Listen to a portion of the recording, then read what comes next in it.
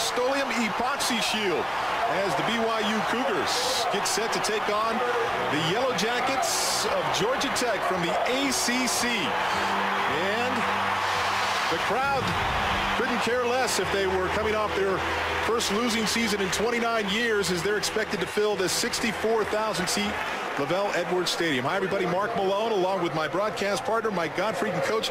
Georgia Tech's going to do something they haven't done since 1980. Start a freshman quarterback. Reggie Ball gets the nod tonight. Yeah, Reggie Ball is 18 years old. He won the starting job, only 29 practices with his Georgia Tech offensive football team.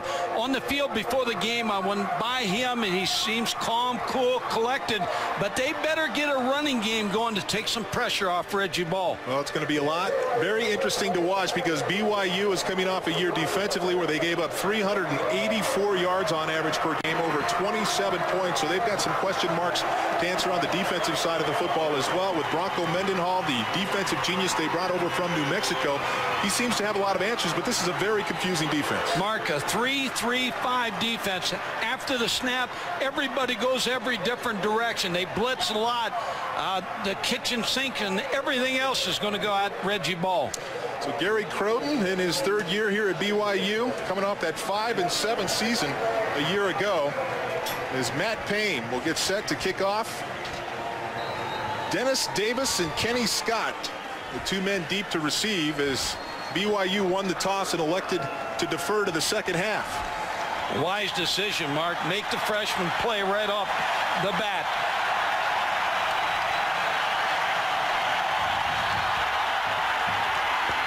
Payne sends this one deep to the back of the end zone, and the freshman Kenny Scott elects to down the ball, so Georgia Tech will take over on the 20-yard line. Playing for them at quarterback, as we mentioned, the true freshman, Reggie Ball from Stone Mountain, Georgia. He led his high school, Stevenson High School, to a state championship. 19 touchdowns, just 2 interceptions, and I think that's what Chan Gailey's looking for, somebody who won't turn the football over, Mike. Consistency, but again, I'm going to repeat, they better run the football and have success.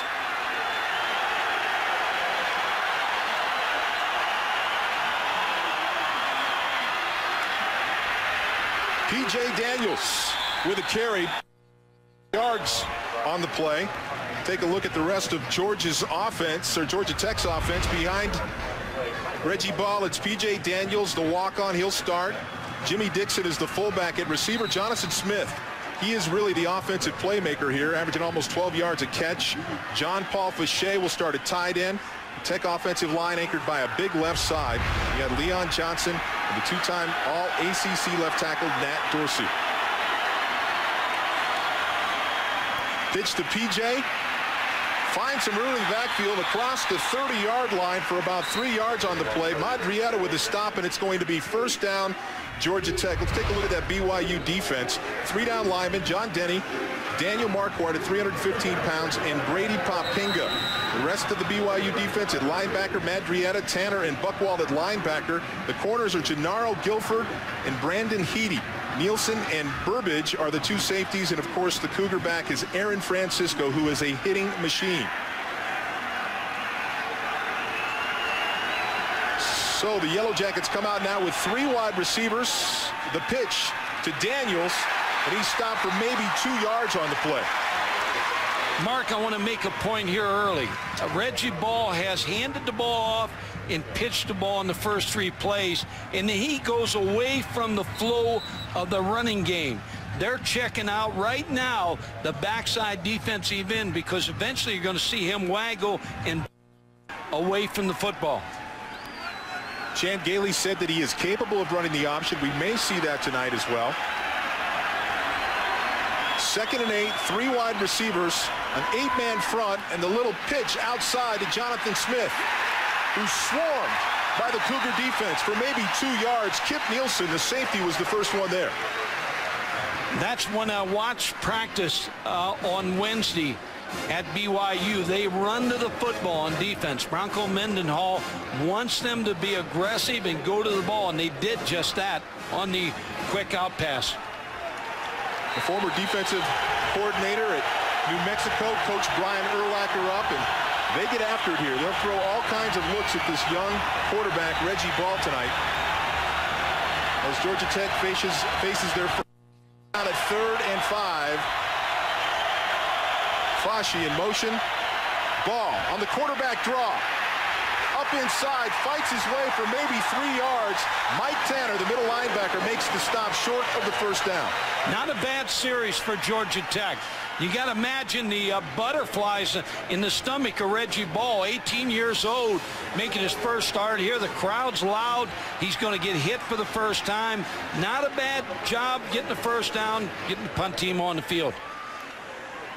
So Hal Higgins will take over the duties for the Yellow Jackets punting. Deep is David Christensen.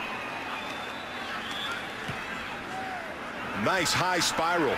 Forces Christensen back to the 11. Down the sideline and out close to the 25-yard line. 51 yards on the punt, 15 on the return. As Matt Berry will start at quarterback for the Cougars, a 6'6" sophomore. He played 7 games last year. He completed 58% of his passes, Mike. 1,300 yards, 7 touchdowns, but the 9 interceptions really the drawback.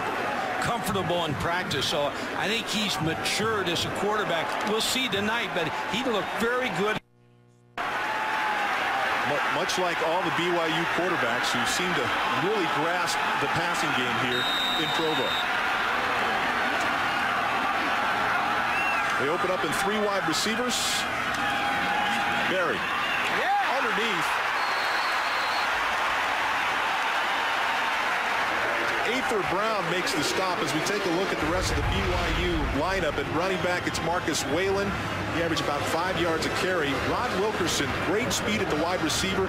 David and Toby Christensen, they're not related. The BYU offensive line, they're young. They're starting 2 freshmen, left tackle Eddie Keel and the right guard Jake Caressa. They average 306 pounds. 2nd and 5. The handoff to Whalen, who picks up maybe 2-3 yards. We take a look at the Yellow Jacket defense. They give up almost 40 pounds a man up front. Wilkinson, Henderson, Parker, and the freshman Mansfield Rotto would tackle.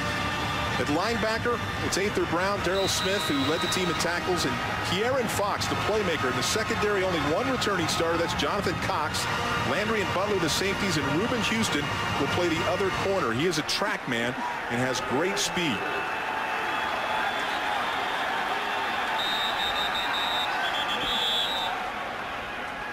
So as the Cougars face their first 3rd down of the night, we've got a timeout called by Gary Croton and the BYU Cougars as he and Robbie Bosco talk it over. We'll be back with more action from Provo, Utah right after this.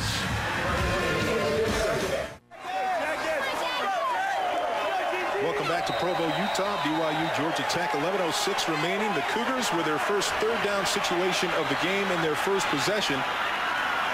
They line up with 4 wide receivers. A bunch formation to the left. Berry throws the interception. Reuben Houston, the corner, right there to make the play in the bunt setup. And here's a guy that really they think could be a great defensive player, Mike. Mark, he made a great play, and the great thing about this is you now give your offense great field position. Houston is going to break on this ball and make a great interception. Toby Christensen was the intended receiver. Now you can do some things offensively. This is what Chan Gailey was hoping for, a shortened field here for his young rookie quarterback. John Tenuta, defensive coordinator, one of the best in the country.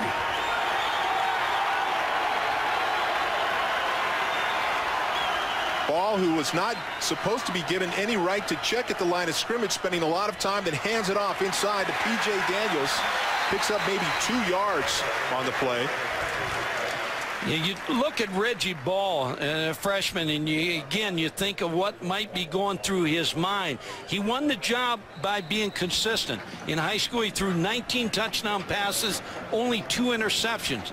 And that was the reason he beat out A.J. Suggs. A.J. Suggs and Demarius Bilbo, really his main competition, combined to throw for 21 interceptions a year ago and really hurt the Yellow Jackets' chances, even though they did play in a bowl game. This brings up 2nd and 9. Ball back to pass. Tucks it and scrambles. He's loose. The 20 cuts back inside.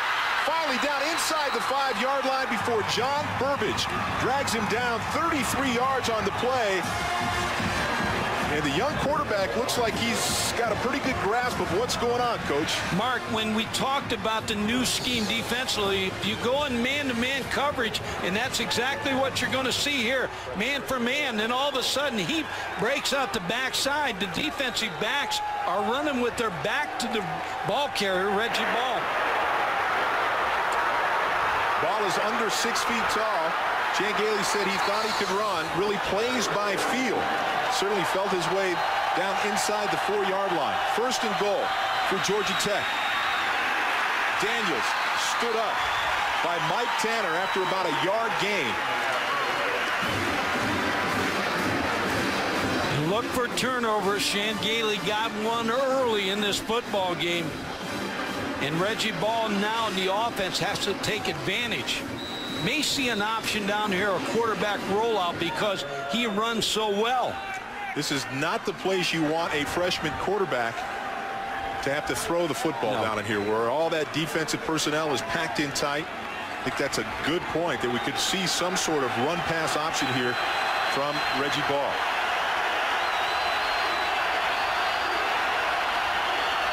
Second and goal. Smith motion backs inside. Daniels lunges down towards the 1-yard line. May have had a delay of game here. Delay of game on the offense.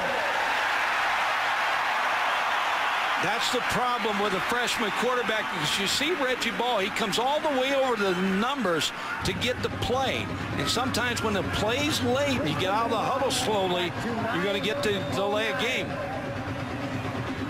Well, as you mentioned to us as we prepared for this game, you expected to see ups and downs from the young quarterback. Great plays, but some plays that could really break your back as a football team. When you play a freshman quarterback, you're going to get a great play now and then, maybe 2 bad ones.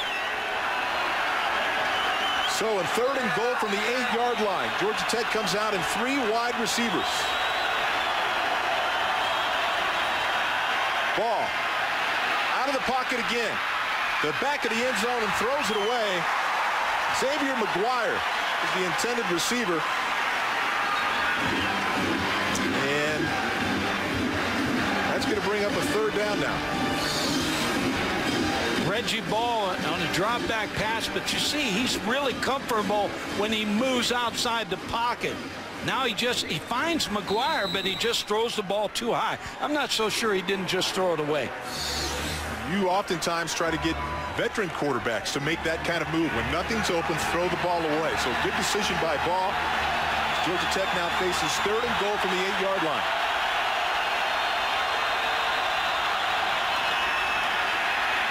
Slip screen knocked down by John Denny, 6'6". He couldn't get the screen off, and it's going to bring out the field goal team for Georgia Tech. It looks like, Mark, he's more comfortable, Reggie Ball, rolling out because he's only 5'11". You talked about John Denny being 6'6", and they brush blocked him, so he had nowhere to throw and find a throwing lane. So Dan Burnett will try from 20 yards out. It's a win for the BYU defense here. It certainly is. Burnett is 0 for 2 lifetime in field goals, and this one is up, and it's good. So Georgia Tech takes a 3-0 lead, thanks in large part to the big play ability of that man, the freshman quarterback Reggie Ball. We're back with more after this. Welcome back to beautiful Provo, Utah, at the base of the Wasatch Mountains, as Georgia Tech has jumped out to an early 3-0 lead on a 6-play, 30-yard drive engineered by the freshman quarterback Reggie Ball. Dan Burnett will kick off now for Georgia Tech. David Christensen and Ronaldo Brathwaite have gone deep for BYU.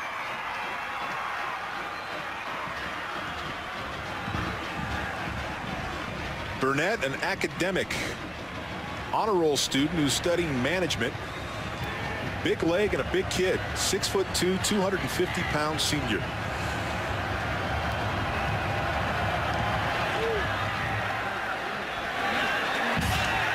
Christensen deep in the end zone, decides to take the knee, and the Cougars will start at the 20-yard line after an interception thrown by Matt Berry.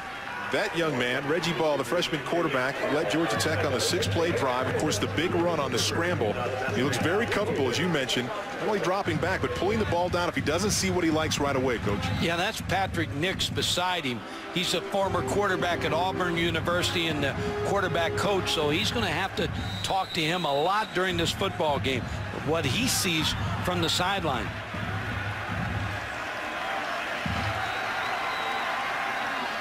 So Berry and BYU start off with 2 wide receivers. Spread right. The deep throw just misses. Daniel Coates, the tight end, the converted wide receiver, the intended receiver on that play. Matt Berry looks a little nervous. Now, he's only a sophomore. So when you look at his statistics, last year he threw 7 touchdown passes. He has Coates open, but he just overthrows the football. A little nervous here for the young quarterback.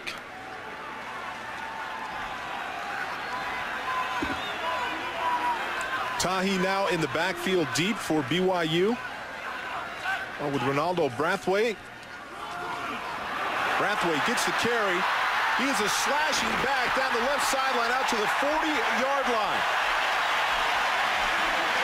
Brathwaite tied the CIF single-game record held by Marcus Allen in San Diego, a graduate of Monte Vista High School, and boy, can he flat motor. Yeah, he showed some quicks. He bounces it in here, and then he bounces it outside, picks up the first down. But that's what BYU needs to do. They did not run against Georgia Tech last year. They only got 79 yards rushing against them last year. Became one-dimensional. BYU only rushed the ball 27 times in their game a year ago against Georgia Tech. 1st and 10, throws the ball outside to Tahi, picks up about 3 yards on the play before Darrell Smith drags it down.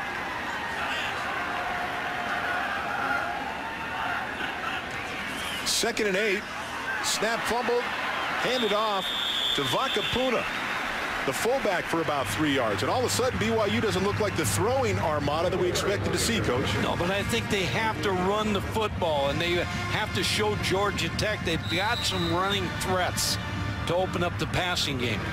And I think what Gary Croat's trying to do is settle Matt Berry down a little bit. The last thing he wanted to happen was turn the ball over inside the 50-yard line for Georgia Tech to score that field goal. 3rd and 4, shotgun formation. 3 wides. The tight end Coates also splitting wide to the right. We had a flag on the play. A little skirmish back in the pocket.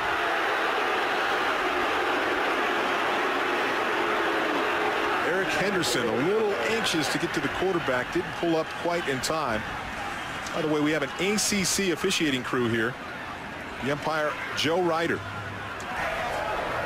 Prior to the snap, delay of game on the offense. 5 yards, 3rd down. What happens, Mark, is you get in the first game, you're not used to the referees spotting the ball as quickly as the ACC is spotting it tonight. 2 delays in the first quarter. The coach has got to get in the rhythm with the referee when he spots the ball. Gary Croton hoping to have a very fast-paced early offensive scheme, but things have been relatively slow for the Cougars. 4 wide receivers. Inside to Christensen, who catches it. Gets out to the 45-yard line. A gain of 13 yards on the play.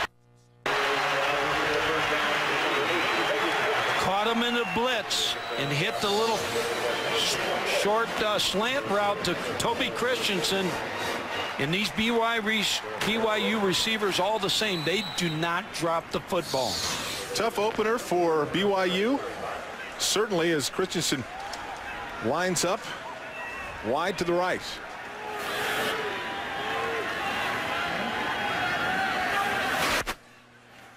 Berry inside to Hale. He fights out close to the 40-yard line, picks up about 4 or 5 yards before James Butler drags him down. Let's check in with the other member of our broadcast crew, Alex Flanagan. Alex? Hey, Mark, well, it may be a season opener, but tonight's game is a must-win for BYU because it may be the easiest non-conference game that the Cougars will play all season long. On the road, they will face USC and Notre Dame and play at home against Stanford and Boise State, along with their challenging conference schedule. Now, Mark, while BYU cannot afford to lose this game tonight, neither can Georgia Tech. They find themselves in a very similar situation, facing maybe even a tougher schedule ahead. Very well taken, Alex.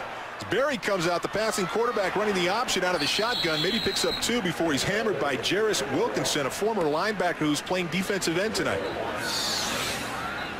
Speed option, Matt Berry ran it into a 3-man side and really took some hits from Georgia Tech.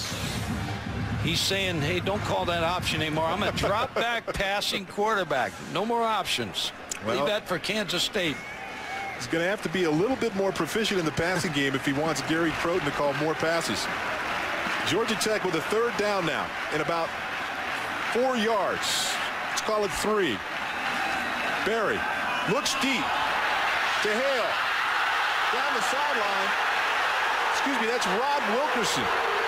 Rod Wilkerson was the intended receiver, and Jonathan Cox, the only Georgia Tech returning secondary member, was on the cover. And Gary Croton had said to us last night they were going to try to air some footballs out. Little contact, but a good no call. So that leaves Gary Croton down as we have a flag on the field. The decision to make here.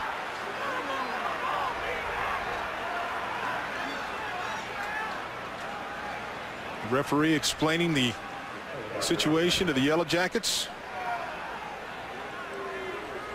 Looks like it's going to be on BYU here. An eligible receiver, downfield, offense. Penalty is declined. 4th down. A lot of multiple formations for BYU, and they had a receiver covered up that was moving downfield and got called for it. So BYU now is kind of in that really... It's an interesting call, Mark. Right, it is. I'll tell you why they're making this call, I believe, because of the freshman quarterback on the other side. They're saying, hey, let's go after them a little bit, turn it over, defense, see if we can get this 1st down. Matt Payne, their kicker, a Luke Rosa and Ray Guy candidate here, one of the best kickers in the country. 4th and 3. Down the seam to the tight end. Daniel Coates, touchdown Cougars.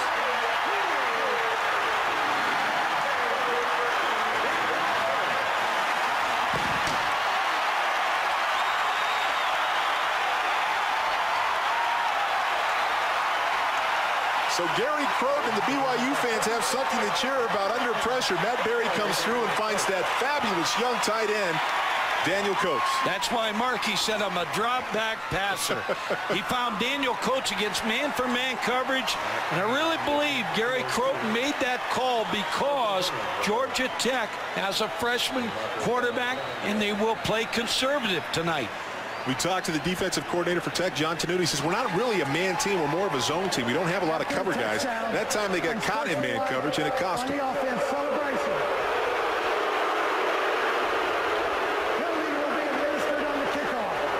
See, here's where it's going to hurt BYU. They got called for the celebration rule, and it'll be on the kickoff. I think sometimes that call becomes a little excessive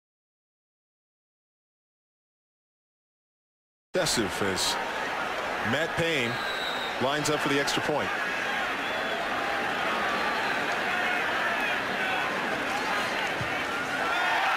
So Payne makes it good on the extra point. He was 27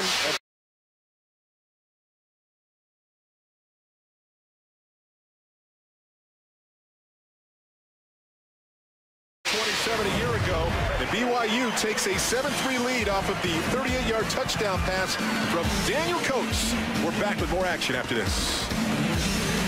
Welcome back to Provo, Utah, as Gary Croton and Robbie Bosco a little bit relieved after a rocky start. They lead 7-3 after a 9-play, 80-yard drive that took 3 minutes and 42 seconds. The big strike, Berry to Daniel Coates, the tight end, for 38 yards. On the scoring team. 15 yards will be. Here's where they kick off now, Mark, from the 20-yard line. So Georgia Tech should get good field position. Dennis Davis and Kenny Scott, the freshman, are back deep for Georgia Tech. As Matt Payne waits for the ball at the 20-yard line. And it's interesting because the special teams coach, Paul Tidwell, said if there's one part of Payne's game, it's his kickoff. He'd like to see him kick it a little bit deeper. Well, he's got a chance here to kick it as deep as he can, Coach. That's right. He let it all hang out here.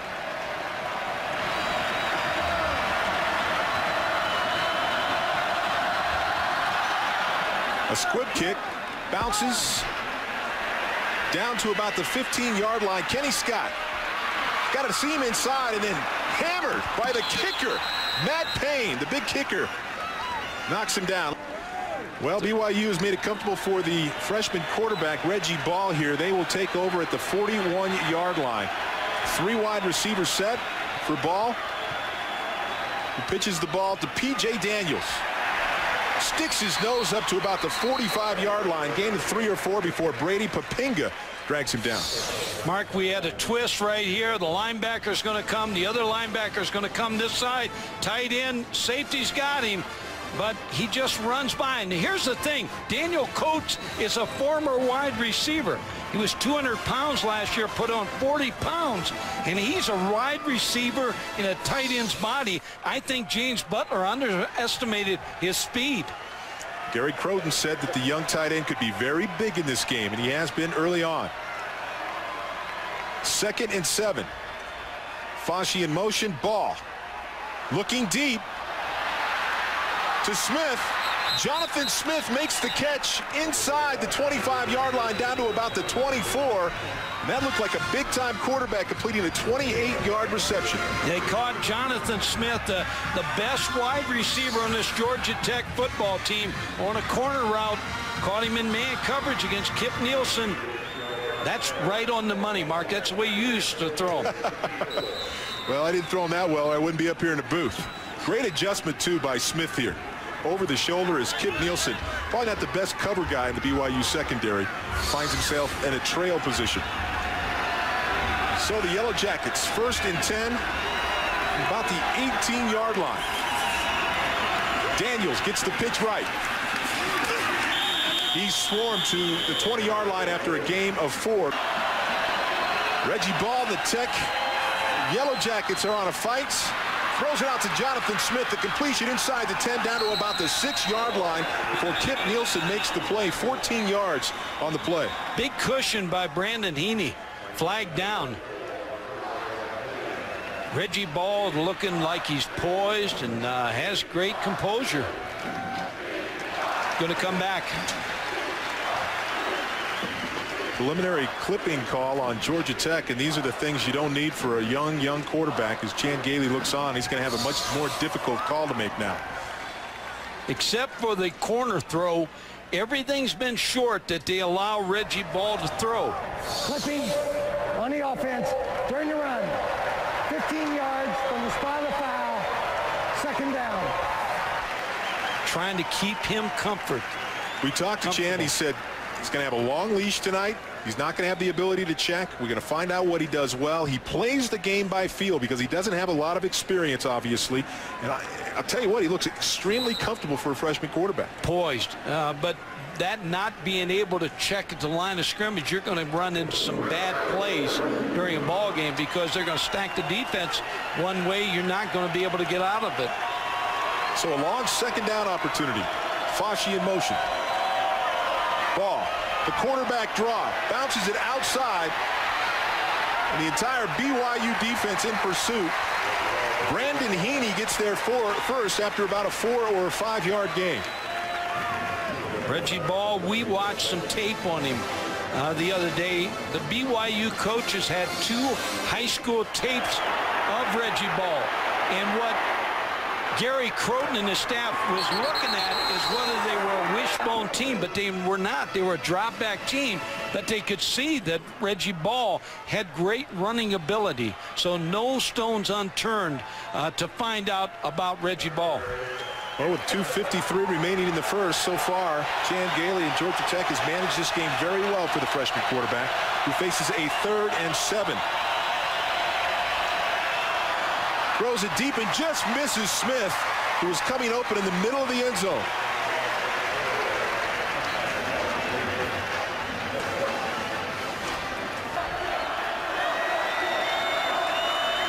So Dan Burnett lining up for a 39-yard field goal attempt after connecting earlier, and that one is good as well. So after an 0-2 start, he hits 2 in a row here. Bring Georgia Tech within a point, 7-6. Back at LaVell Edwards Stadium, Provo, Utah, Georgia Tech trailing BYU 7-6 after a 38-yard field goal by that man right there, Dan Burnett, who is 2 for 2 tonight. Mark, sometimes as a young quarterback, you get on a crutch and you start throwing to the same receiver. They've thrown 4 times to Jonathan Smith. Now they had him open for a touchdown, just ball got away from Reggie Ball. But we'll watch that, see if he continues to go to Jonathan Smith. Watch Coach Nix, the quarterback coach, talk to Reggie Ball as Burnett sends this one deep into the end zone about 3 yards. David Christensen decides better of it, takes a knee. So the Cougars will start at the 20-yard line. Here's the pass and trying to get the ball down to Jonathan Smith on the post. You can see how open he is. Just threw the ball a little high for him. Beat Aaron Francisco, the safety. There is a flag on the play. Offside on the kicking team. 5 yards, re-kick. I never liked this penalty as a kicking team, because you ran down one time. Now you got to go back it up 5 yards, and they're probably going to return this ball against you right now. So you got to be really on target here if you're Georgia Tech. Well, the Yellow Jackets already 3 penalties for 25 yards on the night as Chan Gailey talks to his special teams crew and sends them back out on the field. We haven't seen a return yet from the kickoff from BYU, and they've got some pretty speedy kids back there. Can't settle for field goals, Mark. Georgia Tech's had a couple opportunities down there. Need to cash in with touchdowns. 2:40 remaining here in the first quarter. So far, the decision to start the true freshman, Reggie Ball, has worked out very well for Chan Gailey. Very good.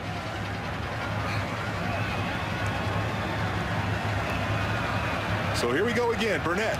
Again, a deep kick.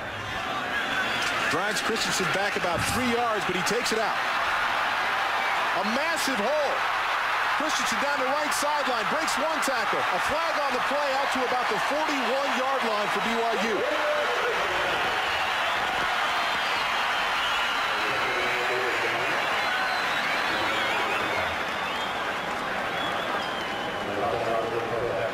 So back-to-back penalties now. A costly one for the Cougars, a holding call here as we take another look. Good return here, right? Picked up David Christensen. Return, holding on the receiving team. It's hard to find a hold. First down. Look at the left side of the screen here. There you go. Yeah. A takedown there. Have to have pretty good eyes as official to catch that one, but they're going to walk BYU back just outside the 20-yard line. Kyle Wilson was the defending party there.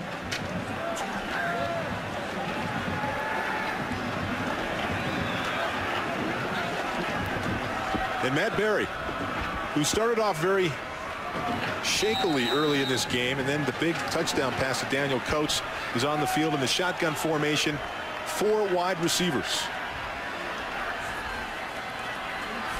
Plenty of time. The screen inside to Tahi.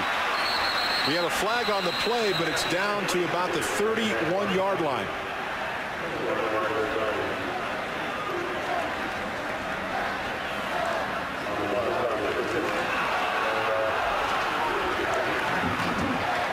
While we wait on the call, let's check in with Alex Flanagan. Alex? Well, Mark, Matt Berry spent 2000 and 2001 in Panama. He went there for his mission. He says he lost 22 pounds and he did not take a hot shower for 2 years. But what he did do is he picked up a foreign language. Now, a remarkable 41 players on BYU's team speak another language, mostly because they have gone on missions and have learned those languages there. So players are speaking Japanese, Korean, Spanish. Mark, it's got to make for a pretty interesting locker room, eh? Oh, there is no doubt about that. And one thing that you get, Coach, when you talk to these players, you get a sense of the maturity level of these kids, because some of them are older, having gone on missions for a couple of years. I can tell you this, none of those coaches can speak 2 languages. Empty backfield for Matt Berry. First down and 15 for the Cougars. Throws it to Coates. Darrell Smith on the play after a 5-yard gain. That gets back the penalty. Coates is that type of receiver that can work against a linebacker on the option route. Wherever the linebacker goes, then he hooks away from him. So he's a good, solid target at 6'2". One of the characteristic plays here at BYU is the Y option. They try to isolate that big tight end, and Coates certainly can do that. 2nd and 9.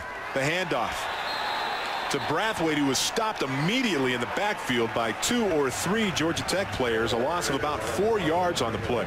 And Jarris Wilkerson was the first guy to get to the running back and made the stop for lost yardage. Now continually putting BYU in 3rd downs, long yardage situations.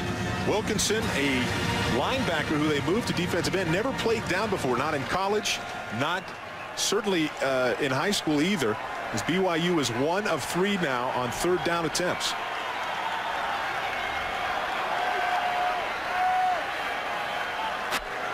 Empty backfield. Under pressure, Berry throws and hits Coates, who gets a block. Out past the 35-yard line, but we do have a flag on the play. Late flag, Mark, and either they covered up another receiver or Georgia Tech was offside. One of the two. But the fans are not going to be happy if this goes against BYU. Especially with an ACC officiating crew here.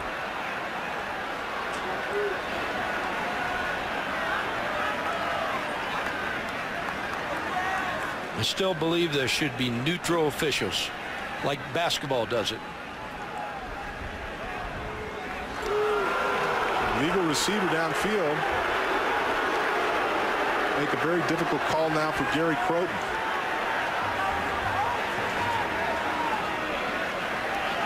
Can't believe what he just heard from the head linesman there. Disbelief. Ineligible downfield. The inside receiver was covered up by the wide receiver. Therefore, it's ineligible downfield on the offense. 5 yards, still 3rd down. A lot of teams, as you look at the penalties right now, 5 on BYU. A lot of teams are right here with it.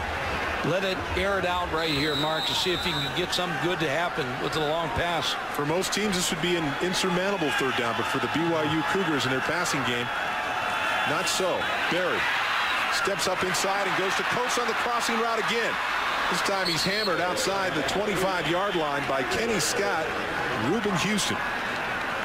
Good job by Georgia Tech's defense, keeping everything inside of them, in front of them, and forcing the punt.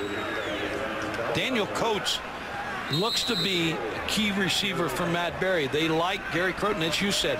Gary Croton said, Daniel Coates, we like the matchup. So Jonathan Smith will line up deep for Georgia Tech as we have another whistle on the field. And that is going to be the end of the 1st quarter. So Reggie Ball, the freshman quarterback, has done a good job keeping Georgia Tech in this ball game against Matt Berry and the BYU Cougars. Welcome back to Provo, Utah. 2nd quarter action. BYU leading 7-6. The Cougars prepare to kick off, and Georgia Tech hasn't returned a touchdown in the kicking game here in 2 years, Coach. Yeah, they might as well go after it, block it, try to block it. Payne takes plenty of time. Booms one down. to the 21-yard line. Jonathan Smith corralled on the right sideline out to about the 36-yard line. A return of 14 yards. Well, if you're just joining us, let's get you caught up with first quarter action. True freshman Reggie Ball of Georgia Tech. 2 of 5, 44 yards, but boy, he's been big out of the pocket. The big scramble down inside the 10-yard line set up the first field goal for Georgia Tech. Matt Berry has been, well, at times a little erratic, but then he finds the freshman tight end, Daniel Coates, for 38 yards, and we have a 7-6 ball game. The Cougars lead.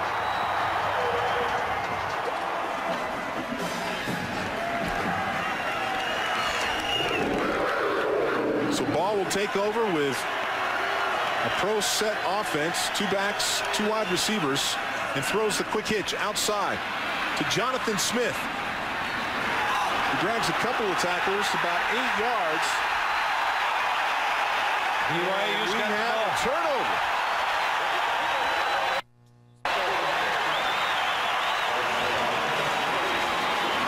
Aaron Francisco hitting Jonathan Smith. Looked like he was down. Spinning and turning right there. Hand on the ball. Oh, that's close. That is very close.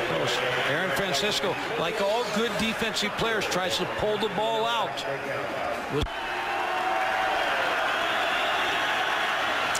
The bootleg to Fashi. Fashi takes it down to the 43-yard line, game of 4. I'd like to welcome everybody back here to Provo, Utah, BYU and Georgia Tech. Unfortunately, we have had some technical difficulties, but we think we've got all those squared out and ironed out. We're back to playing some football. And BYU had some technical difficulties because they brought in John Beck, the backup quarterback, and he was sacked, then fumbled, then threw an interception. So Georgia Tech has pretty good field position on 3rd down. So far, I believe Georgia Tech's 0 for 3 on 3rd downs. BYU's only made 1 of 5, so it's a 3rd down game. Ball straight drop back.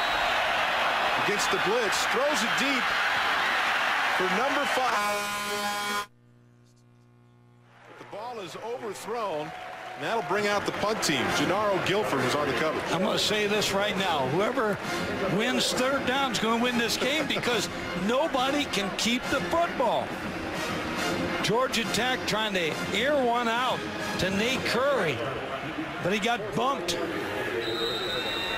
Not near the football. Ball showing his arm strength, overthrows it by about 5 yards there. Hal Higgins will be the punter. David Christensen back deep. Will take it at the 19. He's down to about the 27-yard line on the play. 38 yards on the punt, 8 yards on the return as the Cougars lead 7-6 with 11:50 remaining in the first half. Welcome back to Provo, Utah, LaBelle Edwards Stadium. BYU leading Georgia Tech 7-6 in this one. There were a couple of interceptions early on, one by Matt Berry, the other by John Beck. Berry rolls right, holds the ball for what seems to be ever, then throws it out of bounds. And we should mention the starting running back coach, Marcus Whalen, re-injured his foot in pregame warm-ups. He's having some x-rays right now, and he'll be reevaluated for the second half. And that hurts the running game because they depended on Marcus Whalen because last year he was the leading rusher with 918 yards. I was real impressed with him in practice, a power back. But now Matt Berry has solely on his shoulders right now to get this BYU offense moving. 2nd and 10. Slot right. Berry inside to the fullback the tight end Justin Jory, number 41, picks up a small chunk of that 10 yards. Mark, when you were quarterback, and sometimes you have a feeling of looking over your shoulder because John Beck has really pushed Matt Berry, and they said, Gary Croton said, we're going to play him.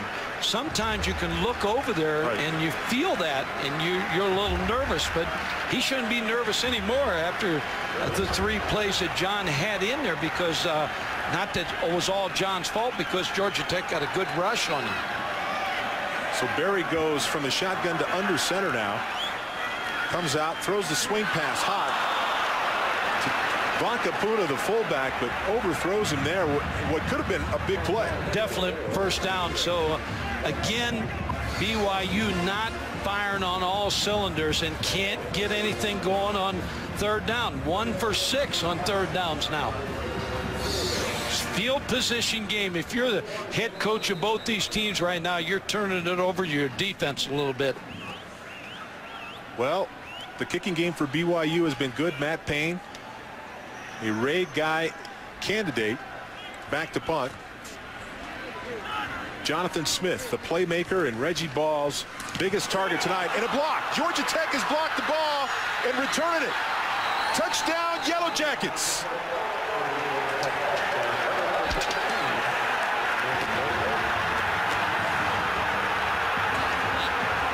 Nathan Burton returns it for the touchdown. Kenny Scott was the guy that blocked it.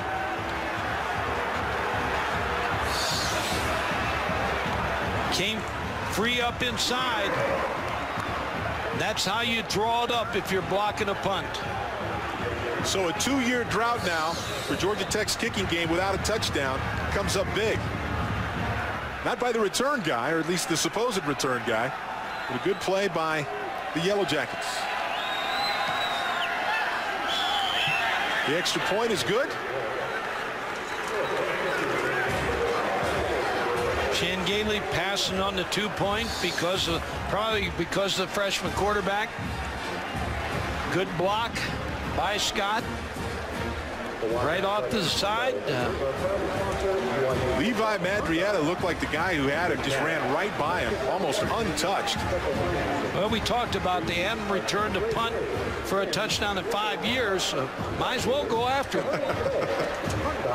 So big plays now are keeping Georgia Tech and their freshman quarterback Reggie Ball in this football game, leading 13-7 now with 10:50 left in the second quarter. Well, John Tenuta, the defensive coordinator of Georgia Tech, is putting a lot of pressure on Matt Berry, but they had that third down. If he delivered the ball on time, and they would have kept moving the football. But John Tenuta has really, here he is standing up. He's an aggressive guy out of Columbus, Ohio. Coached for John Cooper at Ohio State, Howard Snellenberger at Oklahoma, John Bunning at North Carolina. Just does a great job with the talent he has. He was aggressive and ready to go for this game, although it didn't seem real excited that a freshman quarterback was starting. Wasn't sure what kind of prospect that meant for his defense, but they have played well tonight. Burton sends it deep. Christensen, 5 yards deep, will take a knee. The Cougars will start at the 20-yard line. Punt block, interception, you're your own worst enemy on offense. Matt Berry goes to work, hands the ball off inside right now to Brathwaite, who picks up about 5 yards off the right side. I'm impressed with Brathwaite. He's got good quickness, good feet, runs north-south, gives him a little running game. Redshirt transfer out of Grossmont Junior College. Again, we mentioned the fact that he played in the San Diego area, went to Monte Vista High School. By the way, that high school was in my conference where I grew up in San Diego. He tied Marcus Allen's CIF single game record, so he has the ability to break a big one. BYU facing 2nd and 5 now. Play action, little bubble screen, and it's dropped by Wilkerson. 3rd and 5. An area the Cougars have struggled in tonight. Berry under pressure, pumps, and finally finds Kokahiku out to about the 35-yard line. Call it the 36-yard line, 11 yards on the play. Now let's check in with Alex Flanagan. Alex? Hey, Mark, X-rays on BYU running back Marcus Whalen turned out to be inconclusive, but he is not going to come back for the rest of the entire game. He will be out again. He injured his foot in pregame warm-ups, Mark. All right, Alex, thank you very much. That's a big loss, 990 yards a year ago for BYU. That's why we're seeing Brathwaite now and Tahi in the backfield. I formation, 1st and 10. As Brathwaite carries it 3 yards off the right side. Whalen is a kind of running back. When you lose him, you lose him in a pregame warm-up. That's kind of a downer before you even get out on the field. But somebody has to pick it up, and Brathwaite looks like he's the guy right now for BYU.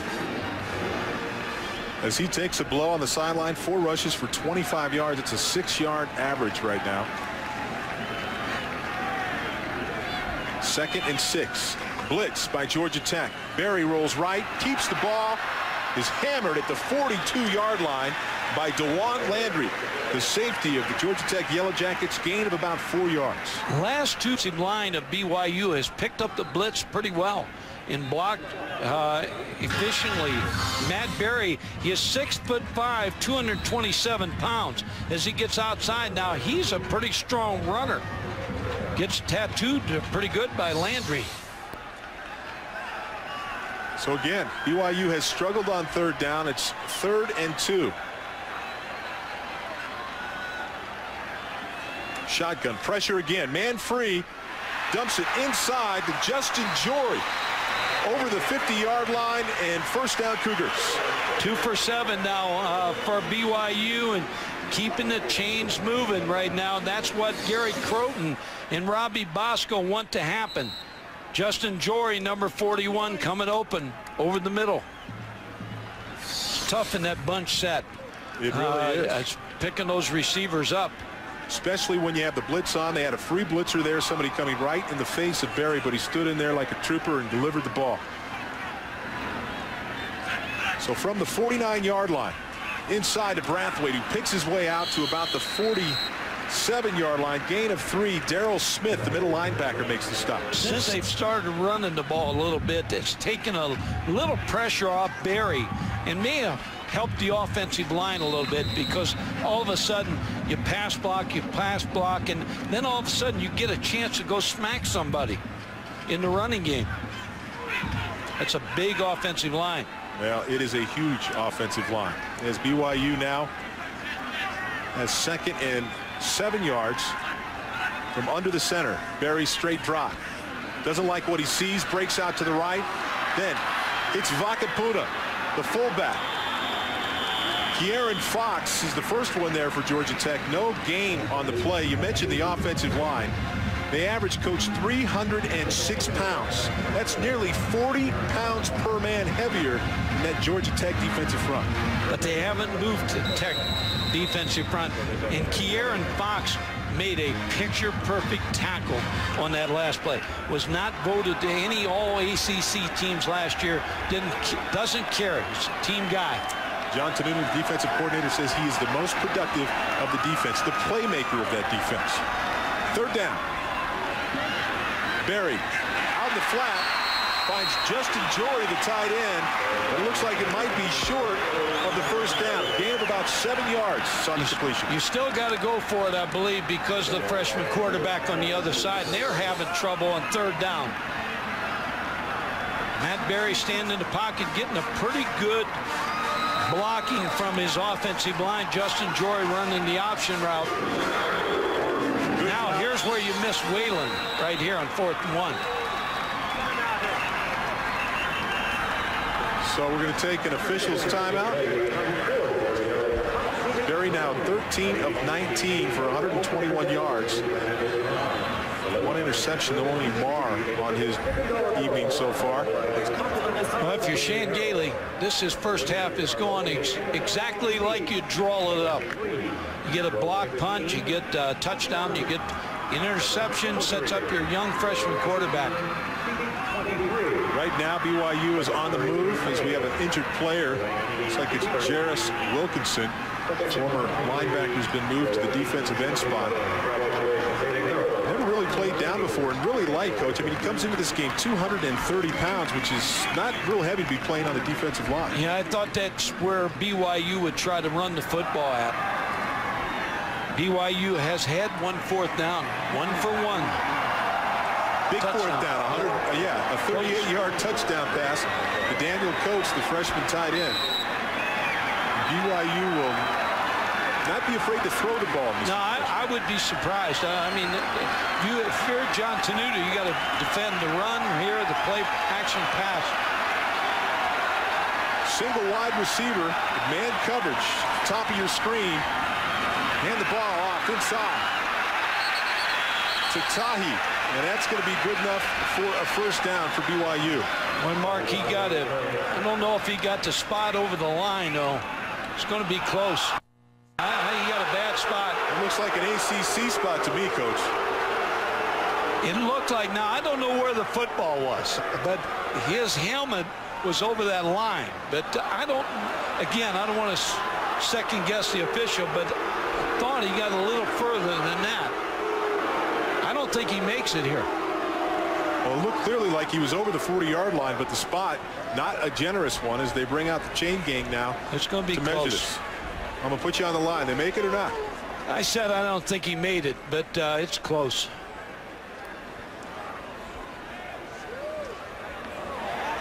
How close? It's close. Made it by a nose. First down, BYU.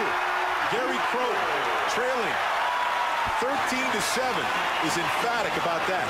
What Gary Croton's got to do is get off third down, get into fourth down, because he's 2 for 2 now on fourth down.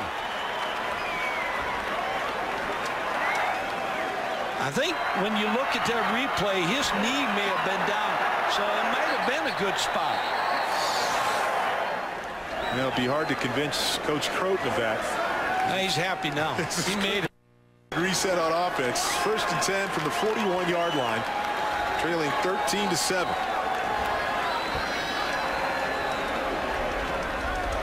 Berry holds the ball, smacked. The ball is loose. Henderson tries to pick it up and can't. Finally, Henderson does pick it up. I think they're calling it an incomplete pass. Couldn't hear a whistle. Eric Henderson with the pressure there. Eric Henderson leveled Matt Berry right in the face of Matt Berry. As you know, you cannot hold the ball No. in this kind of offense if you're a quarterback. Matt Berry sitting back there, sitting back there, sitting back there. All of a sudden, smack Eric Henderson in the face. Very soft zone by Georgia Tech, forcing Berry to really hold the ball there for a very long time. You think that was a pass? I thought that was a fumble. I called it as a fumble. Too. It looked like a fumble to me. So BYU gets a break here. Berry flushes right, finds Christensen down to the 30-yard line, but we've got a flag on the play in the area of holding. Yeah, that's coming back.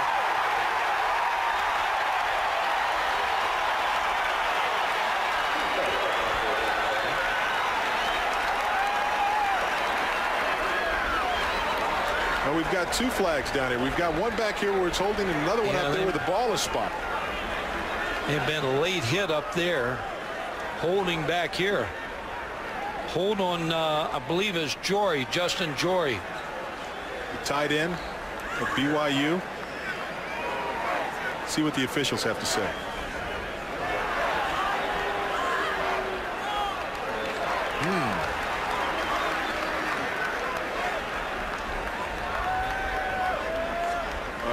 We might have misidentified somebody. Yeah.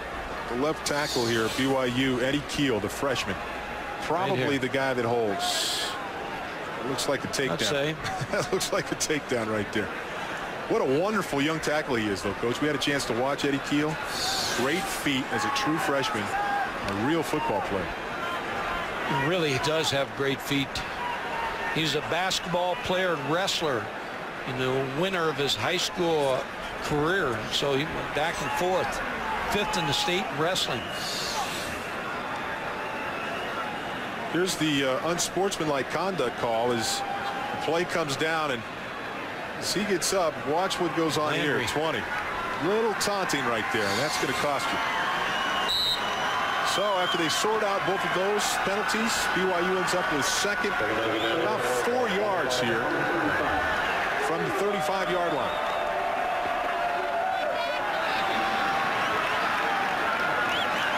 Three receivers bunched right. Pitch to Brathwaite. Gets outside. He's got the corner. Finally stood up at about the 30-yard line. Gain of about 6 yards on the play. Mark, one thing we have not talked about when Georgia Tech comes out here, the altitude. It affects the players, and it affects them in the second half, or second quarter, late in the second quarter. We're there right now. BYU's had a long drive right here in the second half, and Shane Gailey was saying the other day they'll put signs in your locker room, error is rare. You know, so all of a sudden you start gasping a little bit here. Shane Gailey coached for 10 years both at the Denver Broncos and the Air Force Academy. He says he thinks it's a little overrated here, but certainly coming from that wet, thick air down in Atlanta, this is certainly a change. 1st and 10, Barry out of the shotgun. Plenty of time. Throws the ball behind Coach, and that'll bring up 2nd and 10. I don't think it's overrated because when you come out here to play, it's in the mind of your players. That's why it's overrated, because it's in the mind more than the body. I think when you go to Mile High, which is another couple 2,025 feet higher than this, then it definitely becomes a problem. I've played there enough. Here, it's a problem, but I don't think to the great extent as we look at Eric. Tell him here. that. He's a young kid, Coach. Was he 19, 20 he years can't old? breathe. 2nd and 10. Barry inside to Justin Jory, who takes it down to the 24-yard line, a gain of 6. Working on the linebackers at Georgia Tech right now with Justin Jory, Daniel Coates, both tight ends. Pretty good targets, running hooks and option routes over the middle, trying to get a mismatch against one of these linebackers. See Coates right there too. Fox on the coverage. 3rd and 4.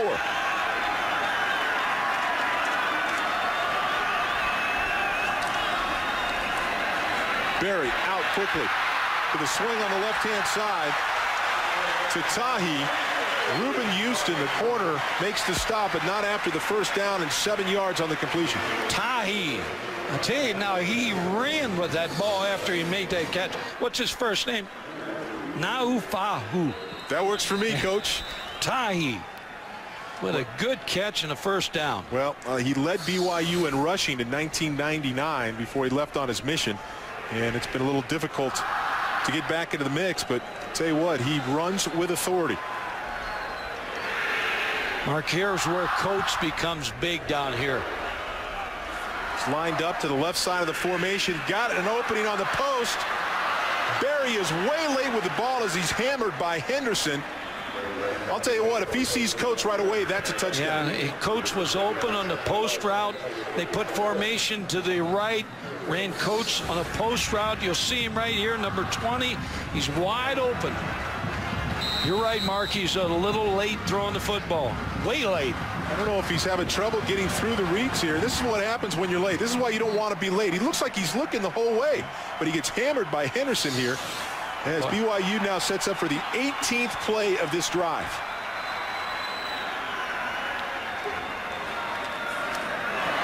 Jailbreak, Henderson with the pressure. The throw to Tahi, but he's smothered in the backfield by Travis Parker, defensive tackle, a loss of 6 yards. It almost looked like John Tenuta, the defensive coordinator, was in the huddle of BYU and said, okay, you're going to run a screen play, we're going to defend it.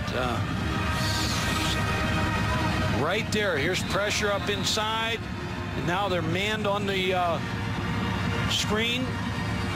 Tahi, no place to go. It's like the jailbreak or the slip screen, and it's got to be quick, but you got to slow down Henderson. You got to give him a little something before you let him go. Yes, you do. Brings up a very long 3rd down. Spoke like a true quarterback. Barry under center, pitches it to Tahi. Here comes the reverse. Rod Wilkerson with great speed down close to the 10-yard line before Philip Wheeler drags him down 13 yards on the game. So Matt Payne attempts a 28-yard field goal, and it's no good. Matt Payne, who was 13 of 16 a year ago, a Luke Rosa candidate this year, a preseason All-America pick, misses one from 28 yards. BYU will try to regather themselves, trailing 13-7 to Georgia Tech. Welcome back to Provo, Utah. BYU trailing Georgia Tech 13-7. Matt Payne, the Luke Rosa candidate, missing a 28-yard field goal. He was 13 of 16 a year ago. Boy, really having his troubles tonight so far. So Georgia Tech will take over at the 20-yard line as we talk about the elevation. How about the heat? You throw a little ice on top of it. Can you get ice to hold on your head like that, Coach? See, it's in his head. Like you said, it's in his head. I say it's going to bother Georgia Tech in the second half. Now, he's putting ice on it.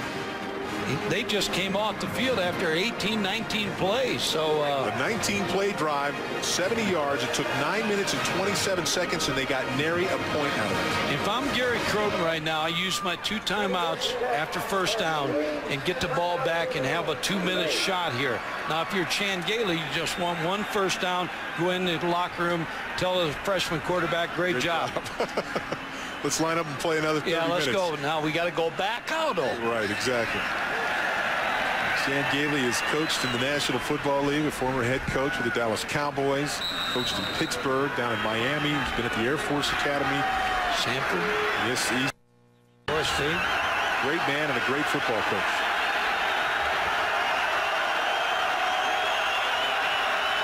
Reggie Ball will turn and pitch to Daniels. Daniels takes it out to the 29-yard line, about a gain of 8 yards as we check in with Chris Fowler. All right, guys, looking forward to it as BYU continues to roll forward. Reggie Ball carry out to close to the 30-yard line and close to a first down. In fact, I think he does have the first down. Olive Garden halftime report. Olive Garden has the best birthday cake in the country. Really? Best. Were you ever for your 21st lately? I go there every month. It's a birthday every month. They got the greatest birthday cake. Well, you shouldn't have to pay for your next birthday cake when you go. I hope not. Georgia Tech with 34 seconds on the clock, looking to run it down. Reggie Ball looks like a veteran here. Going to the locker room with the lead. Calls a timeout with 1 second remaining on the play clock. First timeout. I think Florida State's back. You think? I would not want to open with them. I think Bobby Bowden and his staff and those players, they're tired of hearing this. It's left them and it's lost them.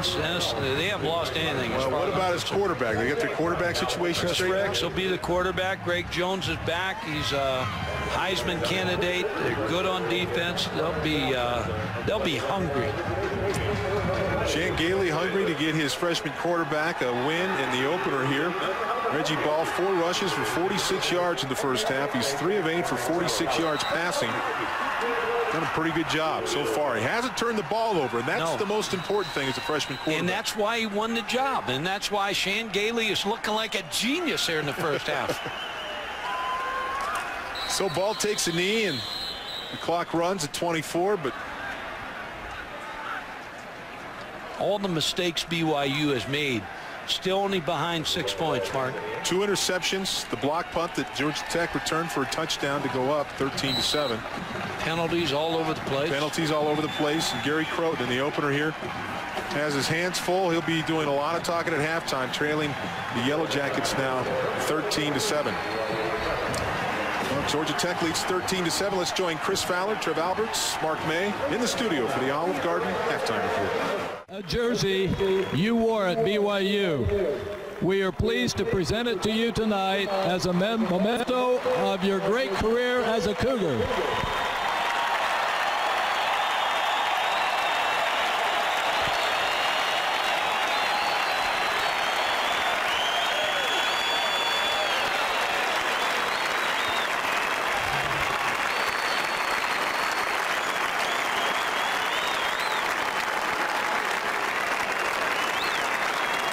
Steve, the mic's yours.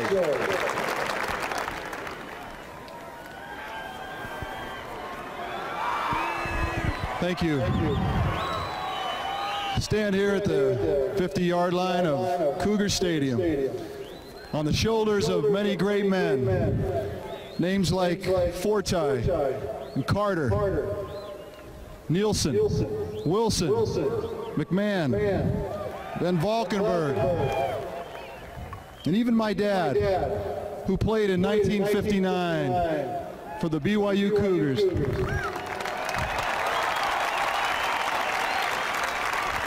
I played at a time of champions, a time when we were expected to be champions. And I played with championship men. Names like Hudson, and Gouveia, Kozlowski, and Oates, Bosco, Herman, and Johnson, and Morrell. These were my teammates. We loved each other, and we loved playing for all of you. I thank my coaches, the great Lavelle Edwards. I thank Ted Tollner, who found that I could actually throw the football. I thank Mike Holmgren, who expanded on everything that I learned before. And all the many coaches that have bounced me back into the middle of the road from veering off into trouble. I'm grateful for my family, for always being there. I love them very much. I'm grateful for my wife and my two beautiful children. It's a miracle.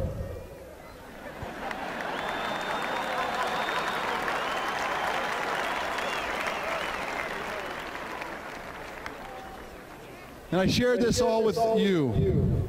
I can't tell you how much I wanted to win for you. To this day, it is so important that I am an example in your name.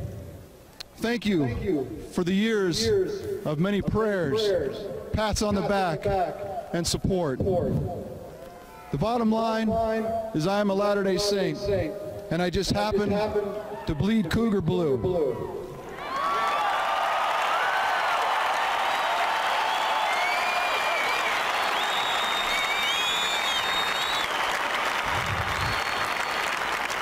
Right here at BYU, this is the place where I grew up and matured. This is the place I faced my many fears and anxieties. This is the place that I became the man that I am today. And with all due respect to my great-great-grandfather, this is the place for me.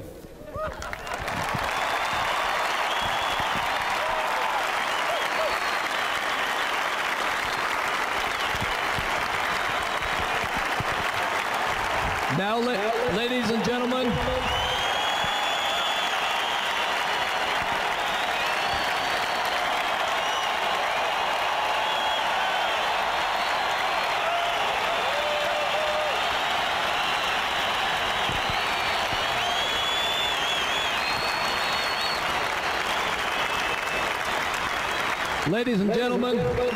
please direct your attention to the press box immediately above the national championship banner. Let's make history and unveil the banner that will permanently honor Steve Young and the number 8 he wore so proudly as a Cougar.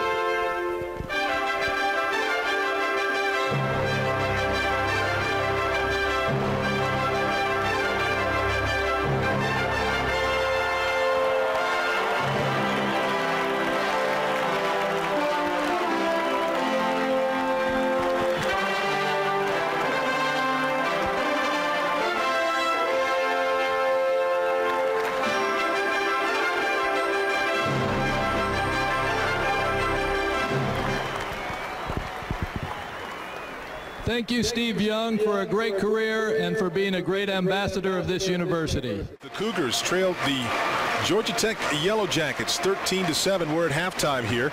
Mark Malone along with my broadcast partner Mike Gottfried, and big story here was Reggie Ball coming into the ball game, but really the BYU offense has just missed opportunity after opportunity, Mike. Mark, they've had some open passes. They just don't hit them.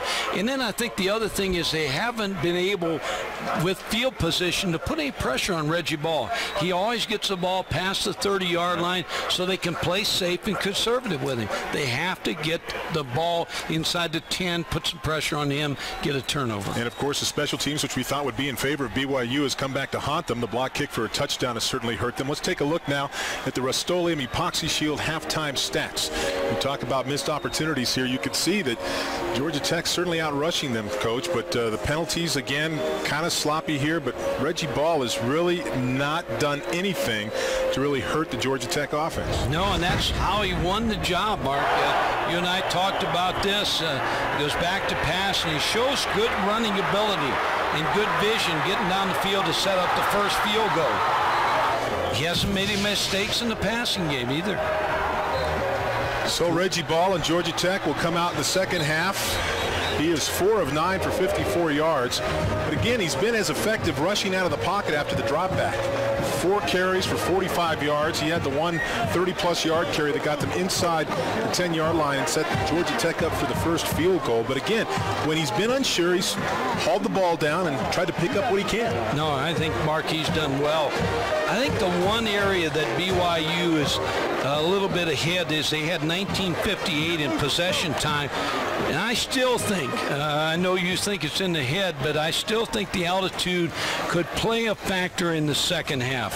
Well, how Matt Berry plays in the second half will be bigger. Will be much bigger for BYU. The sophomore quarterback who played in 7 games a year ago has struggled at times, and at times he's looked good, including the 4th down 38-yard touchdown to Daniel Coates.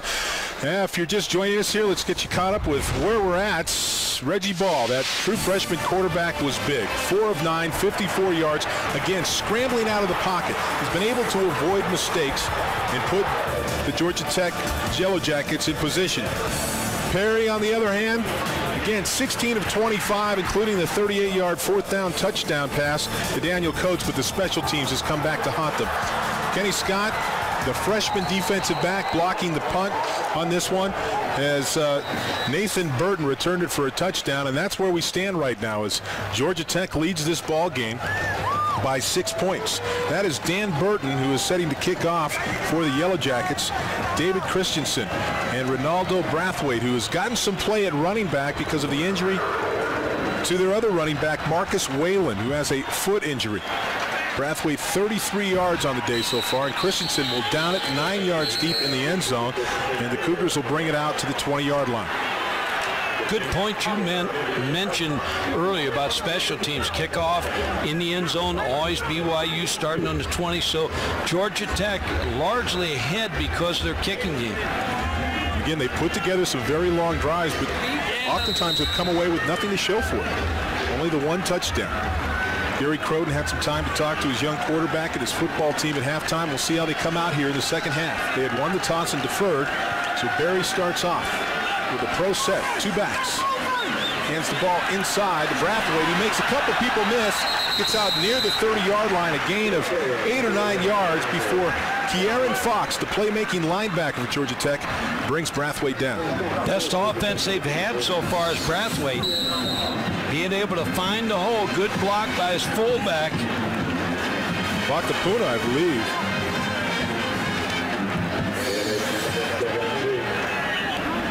So Brathwaite, 7 rushes for 41 yards, nearly 6 yards a carry. You can live with that. BYU goes to 3 wides. The toss to Brathwaite. Again, showing great speed. Out past the 30, a gain of 4 before DeJuan Landry brings him down. Again, the loss of Marcus Whalen, the starting tailback who got all the work in practice on Tuesday. Big, powerful running back. Lost him in pregame.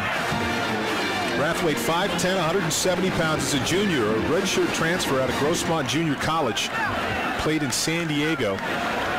Tahi now is in the backfield as Barry goes to the shotgun. 3 wide receivers.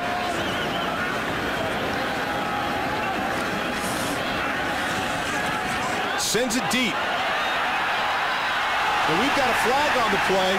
Rod Wilkerson, the speed demon for BYU, is the intended target, but Jonathan Cox runs into Wilkerson, and we're going to have a pass interference call. Gary Croton talked about Rod Wilkerson. He said he hadn't dropped a ball the entire camp. Never got a chance to catch that one, though.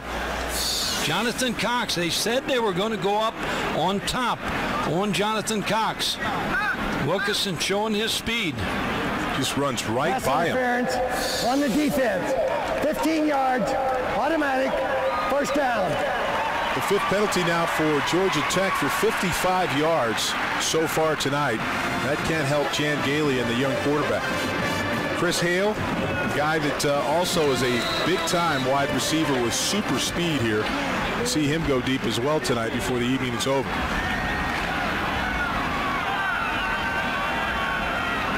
Berry under the center, single back.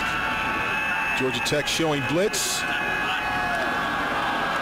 Little dive up inside. Tahi with a carry. Darrell Smith on the stop. And another flag on the play. Georgia Tech looked like offside, Mark. Kieran Fox was certainly up there in the line of scrimmage. Alex Flanagan talked to the coaches after the half. Let's check in with her, Alex. Well, Mark, as you guys mentioned, special teams was the big focus for Gary Croton and his team. At the half, he told them that they need to stop making mistakes. He has a lot of young players and says that's why he's hanging with him of his quarterback, Matt Berry. He says that Matt hasn't really settled into the game yet. He spent some time at the half talking to him, trying to get him to calm down. He says that he expects him to be much stronger in the second half. As for Chan Gailey, he says that even though his quarterback is playing like a veteran, he's going to try and run the ball more in the second half. That would be a smart move for Chan Gailey with a freshman quarterback. Thank you very much, Alex. As BYU now is 1st and 5. Berry hands the ball deep. Tahi's dragged down at the 46-yard line. Reuben Houston is in on the tackle for about a 1-yard gain.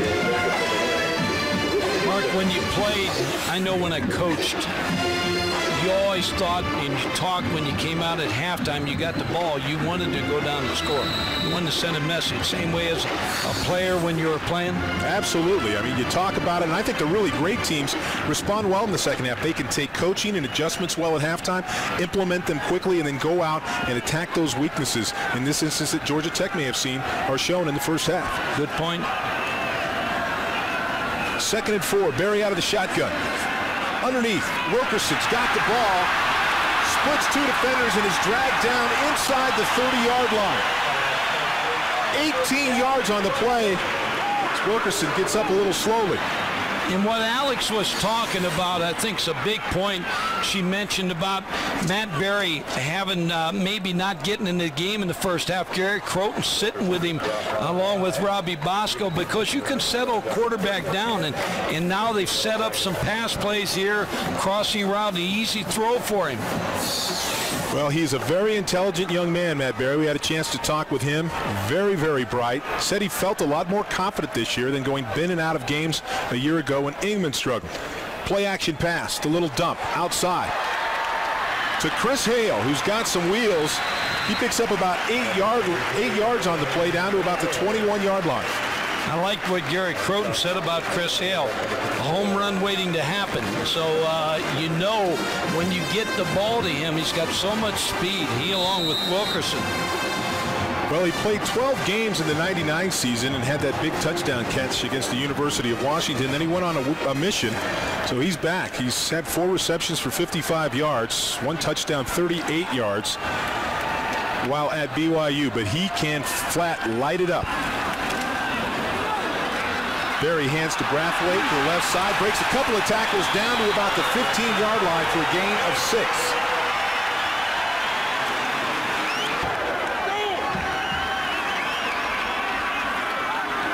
Jory in motion on 1st and 10, the bootleg. The deep crossing route to the tight end, Daniel Coates, who's already got a touchdown earlier tonight, and BYU is back on the board.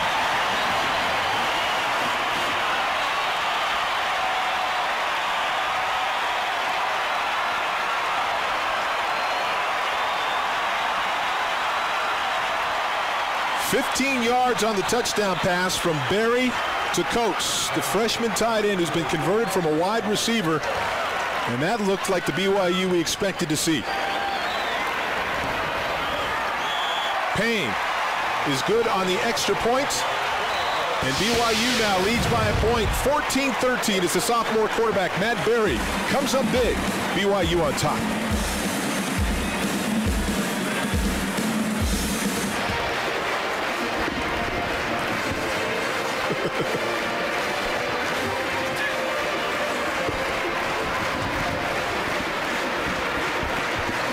rough first half. BYU comes back and responds in their first drive to take a 14-13 lead over Georgia Tech. 7 plays, 80 yards, 3 minutes and 48 seconds as Daniel Coates comes up big again. His second touchdown pass of the night. He has 4 catches for 74 yards and 2 touchdowns. So Matt Payne sends it deep. Ball fumbled and bobbled by Kenny Scott, the freshman. Decides to take it out, and it dropped at the 5-yard line. Here's where now again we talked about BYU's going to have the young freshman quarterback backed up inside the 10-yard line. Here's where you look for a turnover now. Just a fumbled kick return, a bad choice here to come out with it by Kenny Scott. I think Kenny Scott wasn't sure whether or not the ball was live or not, and that's what you have with a freshman a lot of times, Coach. You do. When you put those uniforms on and get the crowd in here, and they forget some things. So they get it cranked up here at Lavelle Edwards Stadium for the freshman quarterback, Reggie Ball. Hands the ball off inside to P.J. Daniels, who hammers it out 3 yards over the right side. Daniel Coates on the touchdown pass. He's lined up right here. The action's going to come here, and then the quarterback's going to go out the backside, Matt Berry. And you see the linebackers lose Daniel Coates. Wide open. Mark, you thought Jordan was open in the flat also. Yeah, he came out wide open. I thought, how come he's not throwing the football? But he made the right decision and hit that converted wide receiver for the touchdown. Mark, this might be the biggest series in this football game right here if they can get a couple first downs. 2nd and 7 for the Yellow Jackets. Ball looking deep to Smith. Overthrows him by 5 yards. Brandon Heaney on the coverage, the senior, 5'11", 184. I was talking to Buddy Geist, the receiver coach at Georgia Tech, and he talked about the Georgia Tech receivers, talking about Brandon Heaney last year in the game. They say he can flat out run, in the respect they had for number 34, Heaney. Heaney about a 4.39 forward. He had a chronic dislocated shoulder last year during the games. He had off-season shoulder surgery, and he has come back with a vengeance. A transfer from the Air Force Academy. He's originally from California. As Tech takes over on 3rd down, they are 0 for 3 so far tonight. The pitch outside. Daniels tries to get out to the 25-yard line, but he'll come up about a yard short, and that's going to bring up 4th down for the Yellow Jackets. Big series for BYU's defense. A little bit more base defense here in the 3 downs that we've watched here in the 3rd quarter. But Shane Gailey's got to feel good that Reggie Ball didn't turn it over inside. Bronco Mendenhall said, hey, listen, I'm not sure what I have here. I'm trying to learn my personnel. I don't know how wild I can get. If they try to run the ball, we may go more 4-down linemen. They did a good job shutting Tech down that time and forcing the punt as Christensen takes it at the 48. Spills it to the outside. It's caught up in some traffic and brought down at about the 47-yard line. 35 yards on the punt, 7 yards on the return for Christensen.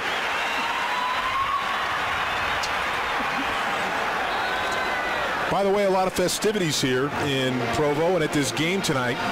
Former quarterback Steve Young, a member of the ESPN family, the Sunday NFL Countdown crew, had his jersey retired at halftime, number 8.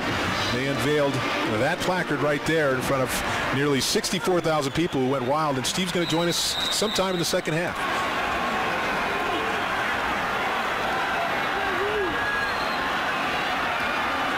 So good field position for BYU. Barry hands the ball off to Brathwaite. He is stopped at the line of scrimmage by Jarris Wilkinson, his 6th tackle of the night, and it's going to bring up a 2nd and 10. Mark, talking about the halftime activities, Lavelle Edwards, the great coach of BYU, is on a mission in New York City. He did something on tape on the scoreboard here, and as soon as he and his wife came on the scoreboard, these fans erupted. So they love Lavelle Edwards and his family. You, like Steve Young, has done so much for this university, not just the football program, but but for Provo and the university itself. Fine man. Coached against him twice, and but have the utmost respect for Lavelle Edwards. So BYU has a little confusion, calls a timeout. Matt Berry and Coach Croton will talk about it on the sideline. We'll take a break, and we'll be back after this. Back in Provo, Utah, beautiful big sky country as we take a look at Mars, the closest to Earth in, what, 60,000 years. Last time we'll see it this close, Coach. I'm not sure I saw it then. 2nd and 10. Berry underneath, ball dropped. Kieran Fox on the play as Wilkerson was the intended receiver. Kieran Fox is just keeps on trucking. 92 tackles last year. It's 16 tackles and a forced fumble in the bowl game. Just a very active football player. Good looking player too. I mean, good size. 6'3", 220. Georgia Tech 0 for 5. BYU 4 for 11. A little better in the second half. Berry, only a 4-man rush. The little slip bubble screen inside to Chris Hale. And Hale gets out past the 35-yard line for a gain of about 9, but they'll come up a yard short of the first down. They'll go for it again, Mark. They're 2 for 2 on 4th down. They're playing an offense that they feel like is conservative as long as they're in this ball game with a freshman quarterback. Just an advantage Gary Croton and his staff has against Chan Gailey and the Yellow Jackets, who are starting a true freshman quarterback in Reggie Ball tonight. Come out in a more conventional set. 2 tight ends, I formation, 1 wide receiver. Play action in the flat. Vakapuna takes it out to about the 30-yard line for a gain of 4, and BYU will get a fresh set of downs. Oh, great play call. You know, when you have confidence in your quarterback, Alex Flanagan hit it right on the nail on the head at halftime with Gary Croton settling down the quarterback. Robbie Bosco also. You got confidence in him throwing on 4th and 2. Well, as you mentioned, BYU taking more risks. They are 3 of 3 tonight on 4th down opportunities, including that 38-yard touchdown pass to Coates in the first half.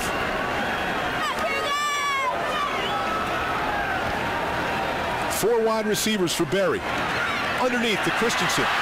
Toby Christensen stacked up by several Georgia Tech defenders after a 6-yard gain. Toby, the son of the former BYU great tight end Todd Christensen. They say he's a lot like his dad. Doesn't have the greatest quicks, but a real cagey player. He was recruited, Toby, by Harvard and Princeton. Now, Todd is very smart, too. The career 40 receptions now adds to that. So the apple doesn't fall far from the tree, as Toby has 2 for 19 tonight. I would like to say I was recruited by Harvard and Princeton, but I can't say that. 2nd and 4 as Berry takes some time to check off.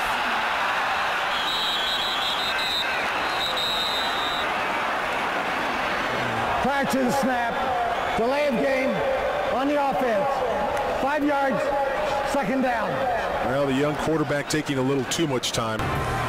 BYU now 7 penalties for 60 yards. It's the 2nd delay of game penalty they've had tonight. Berry now faces the 2nd and a long 9. Underneath the Coates on the crossing route.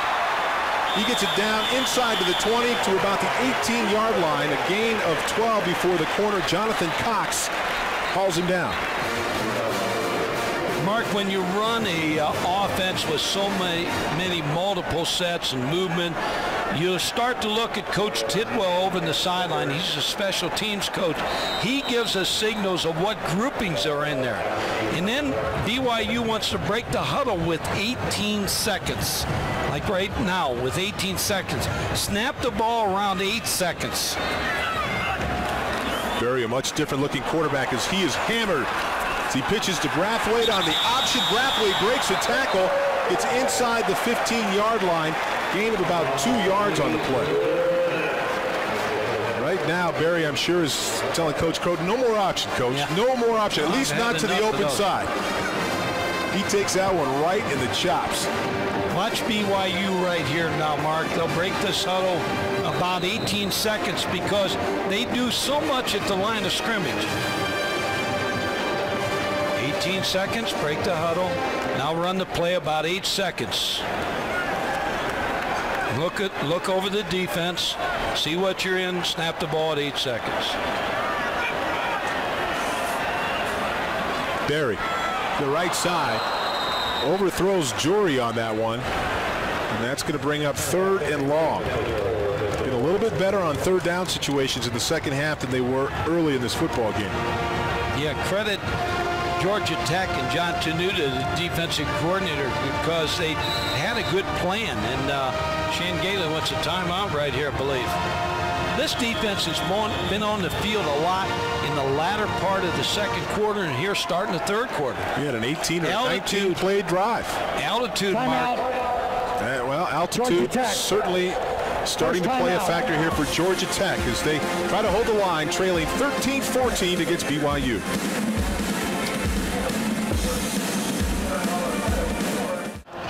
Back in Provo, BYU has the ball on 3rd and 7, leading 14-13. In last year's game, Georgia Tech did a pretty good job on 3rd down, 4 of 17 tonight. BYU 4 of 12. However, Barry in the second half, 6 of 8 for 71 yards and a touchdown. A different quarterback. 3 receivers bunched to the right side.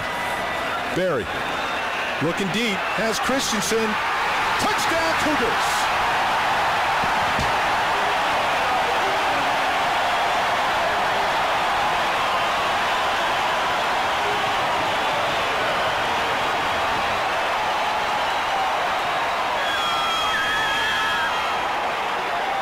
Matt Barry, the sophomore quarterback, finding Todd Christensen for 14 yards and a touchdown to put BYU up 20-13. Yeah, Toby Christensen with a great catch, laying out to make that play. Looks a little bit like his father that way, doesn't he? Giving up his body. Brings on Matt Payne for the extra points. Hasn't missed one of those yet tonight. That's good. And the Cougars now find themselves 21-13 on top of Georgia Tech. As we take another look, Coach. When you get in that bunch set, now it's very difficult. Good protection. Barry really got hit on that throw. The corner route to Christensen. When they bunch up like that and you're in zone coverage, you got to wait to see where they're going to go. The good hit on Barry through that touchdown pass. He's a different quarterback. You mentioned it in the second half. More confident. He looks like he looked like in practice Tuesday. Everything came easy. And remember the first half now. They took him out and brought the backup in, John Beck, for 3 plays. So maybe he's not looking over his shoulder anymore. 24 of 35, 212, 3 touchdowns and an interception. Those are the kind of BYU quarterback numbers we're used to seeing.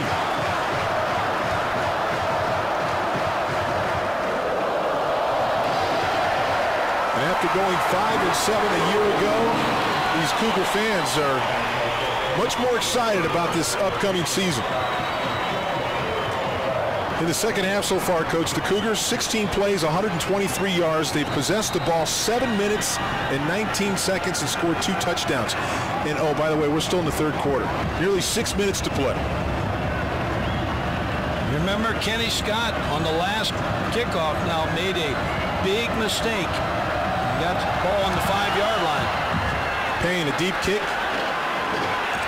Sends Scott back. This time he decides to take a knee 5 yards deep, so the Yellow Jackets will take over on downs on the 20-yard line, but we have a flag on the play. It's going to be offside on BYU. I think they got Georgia Tech for that earlier, so why not get the Cougars once? There you go.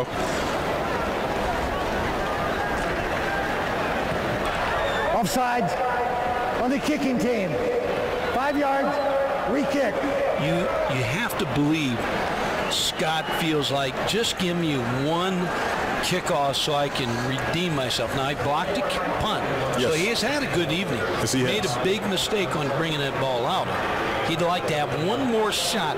Just let me have the football where I can run. Well, he's from Daytona Beach, Florida, the freshman. By some reports and some publications, voted the 5th best covered corner in America out of high school. 6'1", 180 pounds, and he's going to have another shot. His penalties have been a part of this game so far here in Provo. How about Northern Illinois, Mid-American Conference, 113 passing yards by Maryland. They shut them down. Joe Novak. Big win for Northern Illinois Huskies. Payne sends this a driving kick deep into the right corner of the end zone. And Georgia Tech, after moving back 5 yards, will get it again on the 20-yard line. Difference in the first half and the second half so far. Georgia Tech in the first half had field position their own 40. So that allowed Reggie Ball to take some chances and open up the offense a little bit, as you see the total yards. Now they've been backed up these 2 times they've had the ball in the third quarter. Chan Gailey's done a good job of managing this game, and right now really only a touchdown and a 2-point conversion away from tying this game as Ball takes over. The pitch to P.J. Daniels. Slices out to the right side, out to the 26-yard line, a gain of 6 before Aaron Francisco, the Cougar back, drags him down. Chan Gailey, you talked about him managing the game. He was with the Steelers and Coach Cordell Stewart, so he's got a guy like Cordell Stewart that runs around a little bit, so he's managed this game right for Reggie Ball. Daniels has been a big part of that. 11 rushes, 46 yards, just over 4 yards a carry. Ball comes out throwing. A little swing screen to Smith. Picks up 4 yards. Brandon Heaney on the play. And that's going to be a first down for Georgia Tech. Looks like BYU a little less blitz here in the second half so far. Playing a little bit more standard, trying to see how they match up if they don't blitz. Bronco Mendenhall. He said he wasn't real sure about his personnel. He said before the year's out, we're going to get crazy. We'll have a whole package out. We'll have people going all over the place. Wasn't quite sure how his team might respond, and as you and I thought, might play a little bit more conservative, trying to stop the run here and force Reggie Ball to have to throw the ball. Pitch. PJ makes somebody miss and takes it out just past the 45-yard line for a gain of 5. James Allen was the first Yellow Jacket there. Mark, I thought it was funny when you asked him the question about his defense. He said the fans around here think we're the Steel Curtain. The Steelers. He said we haven't played a game yet. But he was hired from New Mexico, did a great job over there coaching defense for the Lobos, and they were in a bowl game last year versus UCLA. Did a great job in that game. His given name is Bronco. He's carried that theme over. His dad trained horses. He's got 3 sons named Cutter, Breaker, and Raider. Ball gets it out to Fossey. Out close to a first down line. Set it down to Alex Flanagan. Alex? Okay, Mark, well, to get ready for his first college game, Reggie Ball spent time with some NFL players. His father's a strength and conditioning coach who works out with some NFL players, including Miami's Robert Edwards and Buffalo Bills' Takeo Spikes. Now, he said that he gained a lot of confidence from talking to them, and emotionally he grew a lot. He says that when he found out he was going to be starting, he got a call from Spikes, who told him that he would be watching, and Mark, a lot of other people watching tonight too. No doubt about that, and he's handled himself very well as a freshman quarterback. So he throws back out to Jonathan Smith at the 50-yard line for a swarm of BYU tacklers get there. Leading the way, Brandon Heaney, gain of 8 for the Yellow Jackets. Freshman quarterbacks. Now, there's another name, Chris Leak. Yes. Going to see him at Florida this year. Probably the Florida staff's watching this game because he's in a fight for the job with Ingo Martin, and so they may play as many as 3 quarterbacks down Florida. But Chris Leak is a real thing. I saw him practice about a week ago. So freshmen are starting to play on the scene a little bit more quarterback in starting game. Chan just looking for somebody who wouldn't turn over the ball, and thus far Reggie Ball has not done that. P.J. Daniels hammers it up inside for about a yard before John Burbage is there to make the stop. Big offensive line by Georgia Tech. And when you look at the tight end, John Paul Fasci, he's 6'4", 270 pounds, so I wouldn't be surprised they follow him right here. They got Nate Dorsey and Nat Dorsey on the other side, 6'6", 330 pounds.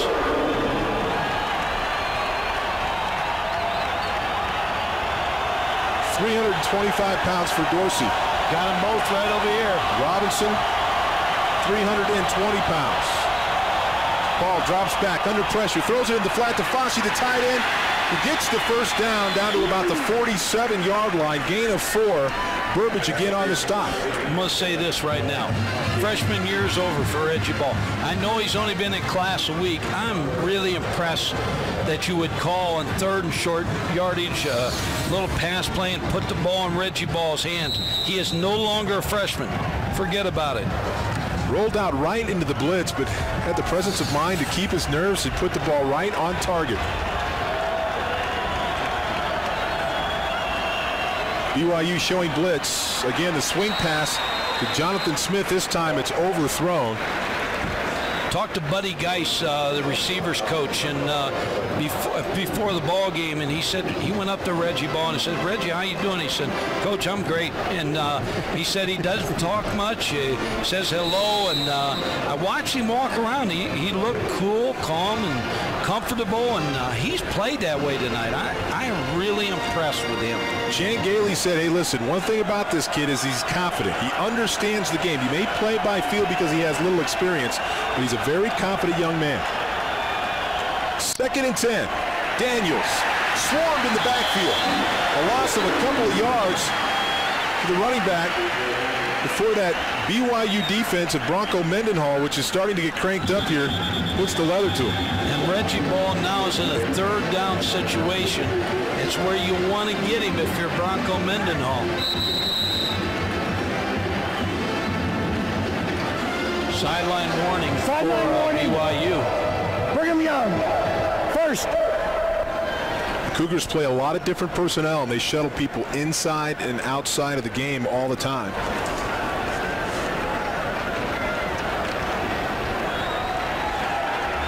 Let's see if they go to Jonathan Smith. He has been their playmaker as Georgia Tech lines up with 3 wide receivers to the left. Fasci now comes to the left as well. Ball forces out to the left. Squares and throws down the field. Intercepted. John Burbage, who's been all over the field in this series, runs it back near midfield before he's finally hauled down. Going to be called for pass interference, I believe. Late flag. Jonathan Smith may have been trying to get away, and they may have held him.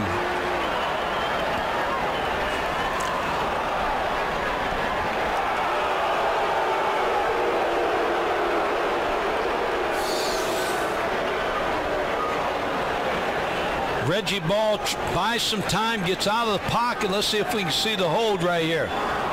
There's the hold. Looks like incidental contact to me more than a hold. Yeah. I mean, he's left the pocket. Aren't you allowed to have some incidental contact in that instance, Coach? Obviously not. Xavier McGuire knocked to the ground. Here's the call right there. 137. John Burbage. So you say not a penalty, right? Well, I think once the quarterback leaves the pocket and becomes a runner, I think you can have contact. Holding is obviously not allowed, but I think that you should be able to have more incidental contact in that instance. Gary Croton saying he didn't hold anything. He just ran into him. Let's see another look at this. Xavier McGuire coming off the jam, gets knocked down. And you're right. Do you see a hold there? No, I see him. He got his hands on the receiver. But since the quarterback leaves the pocket, I think he should be able. I think that's allowed. I think Gary Croton's arguing that point right now. He's satisfied. So a big break now for Reggie Ball and the Georgia Tech Yellow Jackets. Fresh set of downs from the 38-yard line. Quick outside, LeVon Thomas. He gets absolutely nothing. Chad Barney, playing quarterback, is on the spot. Go back to refereeing, Mark. I really believe, now I think the ACC crew has done a good job tonight. I think they have as well. But when you're 65,000 referees in the stands and they know they're from the ACC, it would be better if they were from some other part of the country. And you move the referees around so that you wouldn't have the idea that when the team comes, the referee's going to go away with them. I think it sends the wrong message to the crowd. I agree. 2nd and 10. They're saying the right tackle, Kyle Wallace, moved. Bill Wright, defensive end linebacker, was the first off the ball for BYU. Offside on the defense. Joe Ryder, the referee, making the call. Take another look. Oh, he does move. Oh, he moved now. Now those 65,000 referees, they were right. They got a reason to be upset. They, with their binoculars way up in the stands, they were right. 16 penalties between the two teams tonight for 140 yards. So, as you might expect in a season opener, play a little sloppy at times. Ball, back to pass, out to Jonathan Smith. Oh, nice cut up inside and down to the 20-yard line. Mike Tanner, the linebacker, catches up with him after a 12-yard gain. Jonathan Smith, before the ball game, was throwing passes. He would stand on 140, and then somebody else was at the goal line. He was trying to show him how far he can throw the football. He was loose as a goose before the ball game. And Buddy Guy said that's the way he plays. He plays loose. James Allen also in on the stop for BYU as Georgia Tech now has a 1st and 10 from the 20-yard line. They're going to let this clock run out.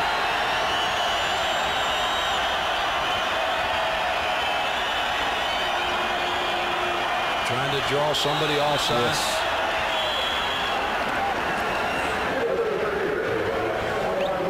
Yes. So with that, Georgia Tech will switch to the other end of the field as we end the 3rd quarter in this one. BYU leads the Georgia Tech Yellow Jackets. We're back after this.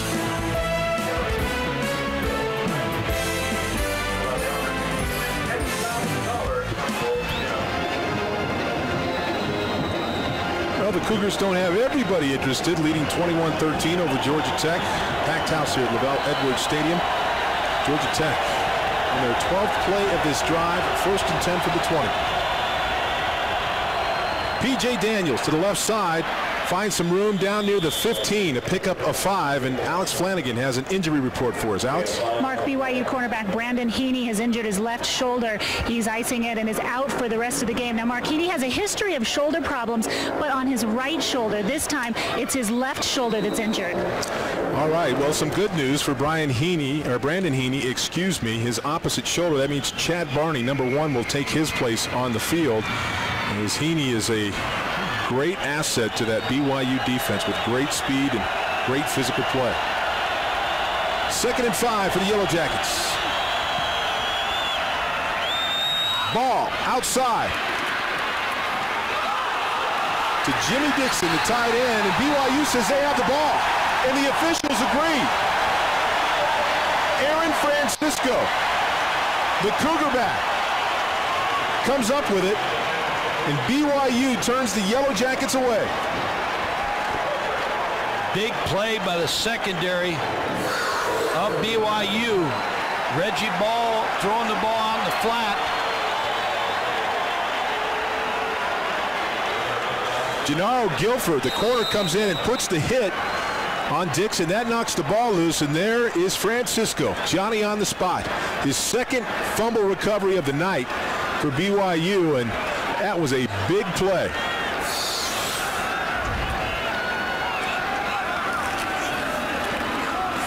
Berry, counter lead draw to Brathwaite. This guy's got some elusive moves. Takes it out about 3 yards to the right side before he's stopped by the Georgia Tech defense. He's made more plays out of non-plays than any running back I could remember for a while. They needed him, Brathwaite, to play well because they lost Marcus Whalen before the game, the starting tailback. Turnovers are even. Well, when you lose the turnover battle, it's hard to win the game. And when you're playing with a freshman quarterback, you can't afford 3 turnovers. Brathwaite now 12 carries for 58 yards on the night. Berry works out of the shotgun. Plenty of time. Back inside to Christensen, who catches it at about the 25-yard line. When you throw all the times that BYU has thrown, you wear it down the pass rush. There's no pass rush right now.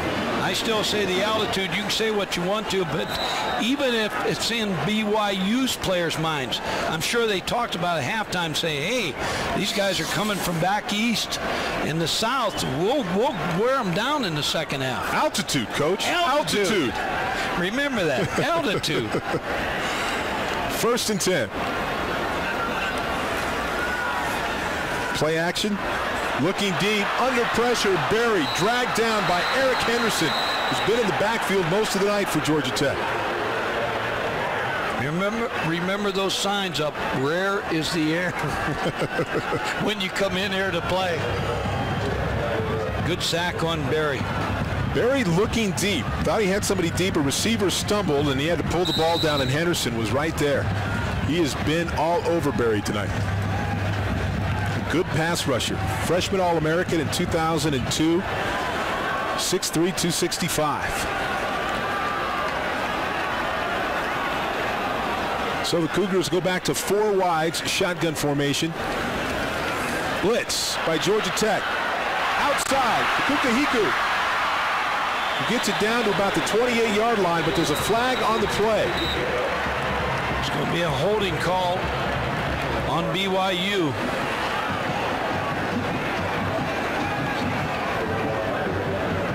Personal foul.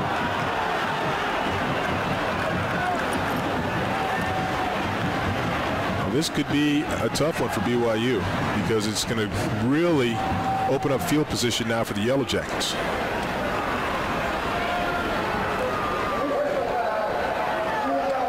Half a distance to the goal, 2nd down. Might be a good screen down right here. 2nd and forever. BYU and Gary Croton have every screen ever designed by a football player in their offense. Slip, jailbreak screen, the bubble screen, the slow screen. See right there. Little face mask job there to Matt Berry. Missed that. Yes. Quarterback draw or screen right here? Well, if you got a 6'6" quarterback, I say throw the screen. Berry with lots of time, now under pressure, and hauled down by Jarris Wilkinson. Should have thrown the screen. Throw the ball, don't hold on to it. I mean, that's one thing I've seen from Berry tonight is he holds on to the ball way too long. Remember this, too. Georgia Tech already blocked a BYU punt. They're not going to have a lot of room to get this punt off. They got one more down here to try to get some room. Jarris Wilkinson. Again, you talked about him, and he had 16 sacks when he was a sophomore in high school. Well, he'll be coming on this down. It's 3rd and 33 for the Cougars. Henderson, Wilkinson, they all might be coming. They're going to back him up another half yard because they got to delay a game.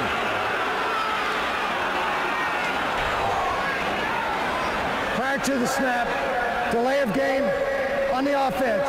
Half a distance to the goal, 3rd down. Need a quick kick. Yeah, quick kick indeed. 12 penalties, 91 yards now on BYU, and Gary Croton, Robbie Bosco can't be happy with that, certainly.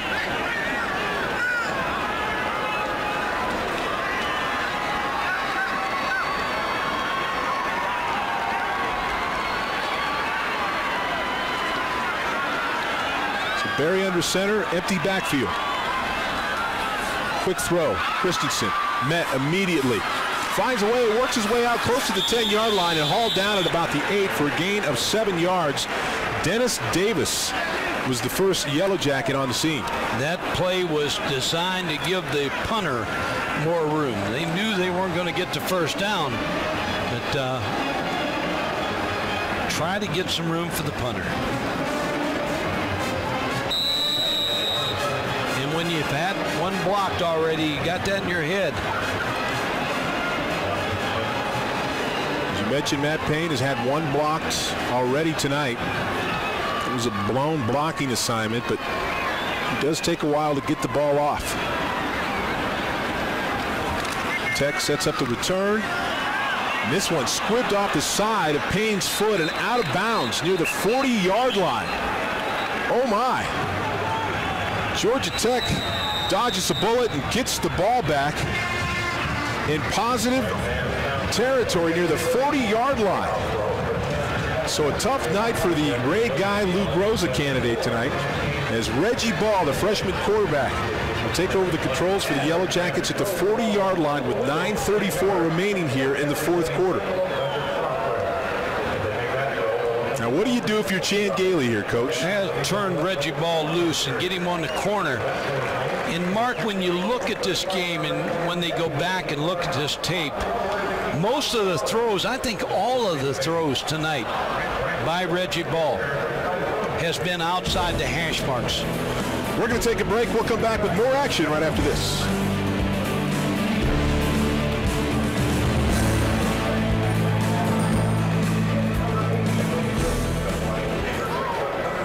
BYU now leading 21-13 over Tech, finds themselves backed up as the Yellow Jackets take over from the 40-yard line. Mark, gets Jonathan Smith. He's had 9 passes thrown to him tonight. Quick little hitch pass outside. Smith breaks a tackle down inside the 30-yard line to the 26-yard line.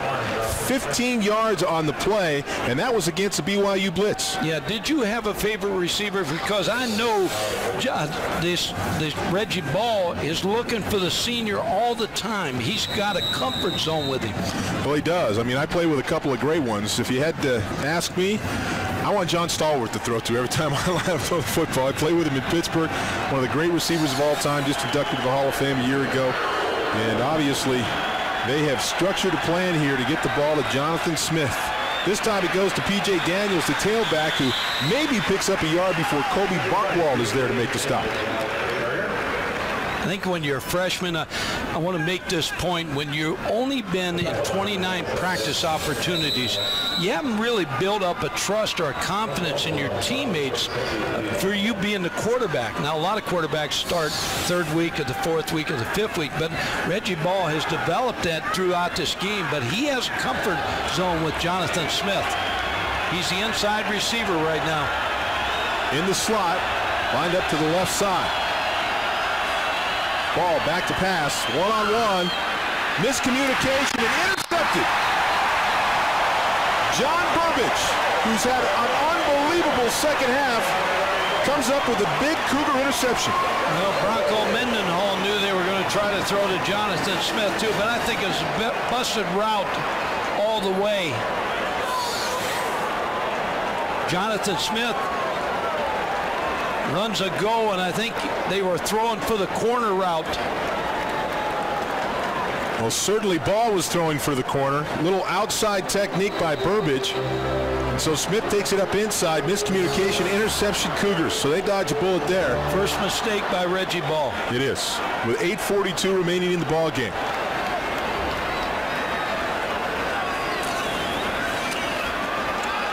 Berry goes deep. Hale can't hold on, but we've got a penalty flag. Reuben Houston got caught against Chris Hale. And at 6'6", Matt Berry might think he has a pretty strong arm, but not strong enough to outthrow Chris Hale, who can just flat fly.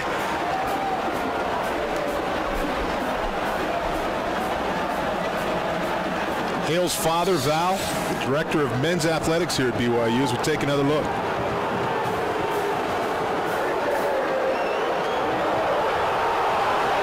Got away with a little push right there. It could have gone anywhere. Oh, they brought it back. Okay.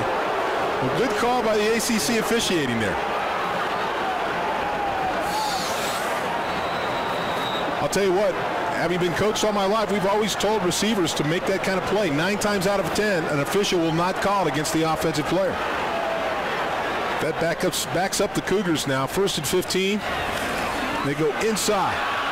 Tahi runs hard out past the 5 to about the 7-yard line.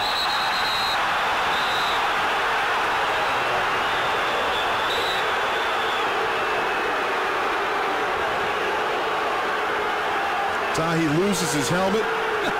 Juan Landry backs away. Gets a reaction out of the crowd. I don't see any flags. No, there's no flags. Tahi's off to get another chin strap. He's lucky he's got his neck with him. There's got to be 7, 8 Georgia Tech defenders in there, led by James Butler, the safety. Butler will hit you.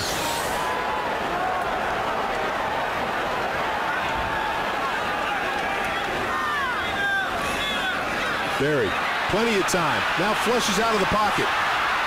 Throws the ball deep and it's dropped.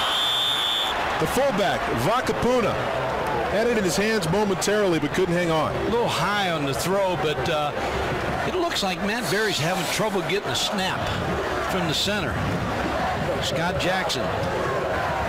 Looks like he's slow getting away from the center. Well, Croton said that Jackson might be the best offensive lineman in the Mountain West Conference. However, you should point out that Matt Berry cut his throwing index finger to the bone about 2 weeks ago. He's playing with about 4 stitches in it. It's taped up, but he's throwing the ball pretty well tonight. He's going to have the stitches removed after the game at some point. Not sure if that has an effect on the exchange with the center or not, as he cranks one over the middle to Kukahiko. That is enough for a first down. 13 yards on the completion. Kukahiko with a good route coming across the middle. Matt Berry, good protection right here in the shotgun. Gets to sit back there and wait for the route to come open. And again, Georgia Tech played a lot of defense. Defense been on the field a lot. Maybe a little tired on their pass rush.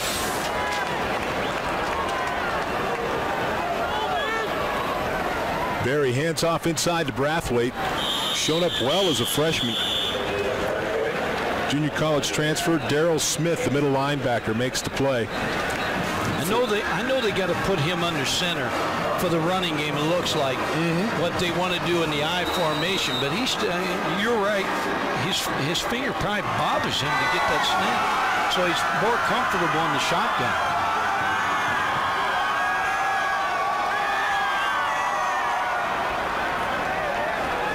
Time now, an ally of BYU. As Berry works from the shotgun on 2nd and 8. Completed over the middle to Rod Wilkerson. Let's check in with Alex Flanagan. Alex? Hey, Mark, Georgia Tech is playing tonight without the school's all-time leader in quarterback sacks and tackles for a loss in Greg Gathers.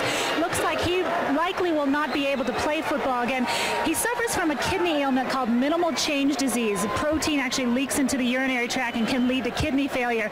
Now, he can't play, but he has been doing the next best thing, trying to coach the team, giving them advice to the younger players. And I guess what better player to hear that from, Mark?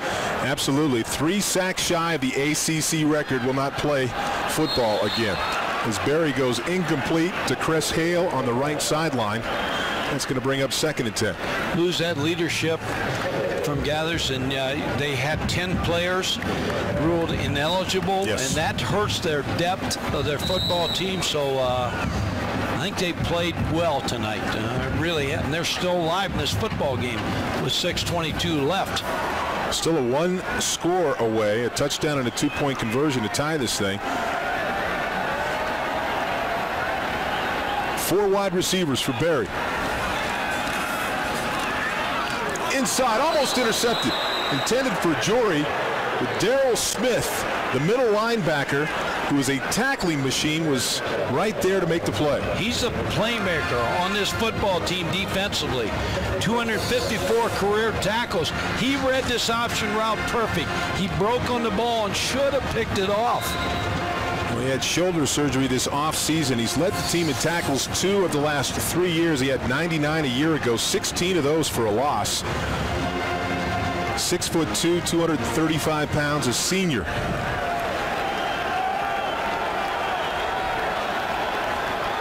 Third down for Berry. Under pressure, manages to escape, then flips it out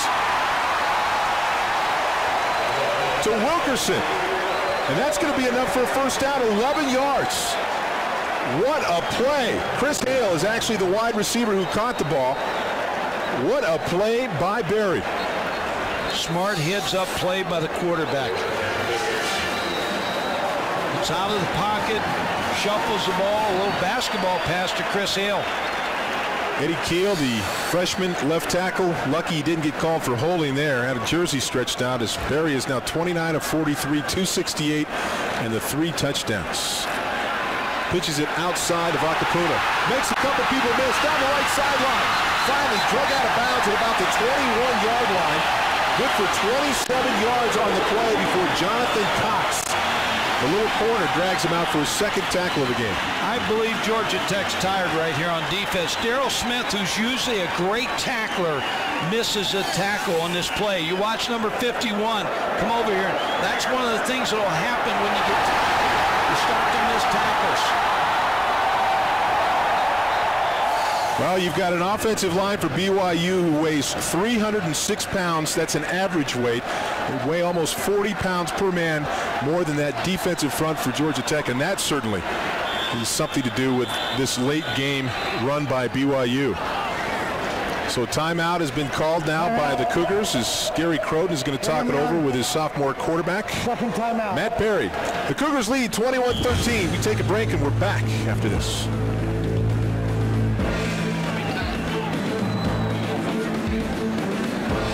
Back in Provo, Utah, the BYU ROTC manning the cannons here as the Cougars lead 21-13 with 5:45 remaining here in the 4th quarter. Cougars 1st and 10 from the 25-yard line, and flags fly all over the place. They kill the play, the toss to Brathwaite. Prior to the snap, false start on the offense. 5 yards, first down. Still believe they're having trouble with the center quarterback exchange, and it may be for exactly what you said, the stitches in his finger. We talked to him yesterday. He said it should be a problem. I've been practicing with it. He said I missed a couple days because of, some soreness and swelling. But again, anytime you have to tape the hand, especially the throwing hand, I've always thought that it's a problem. I had to play with those kinds of tape jobs before in my career, and it's never easy to do as a quarterback. BYU 14 penalties tonight, 100 yards.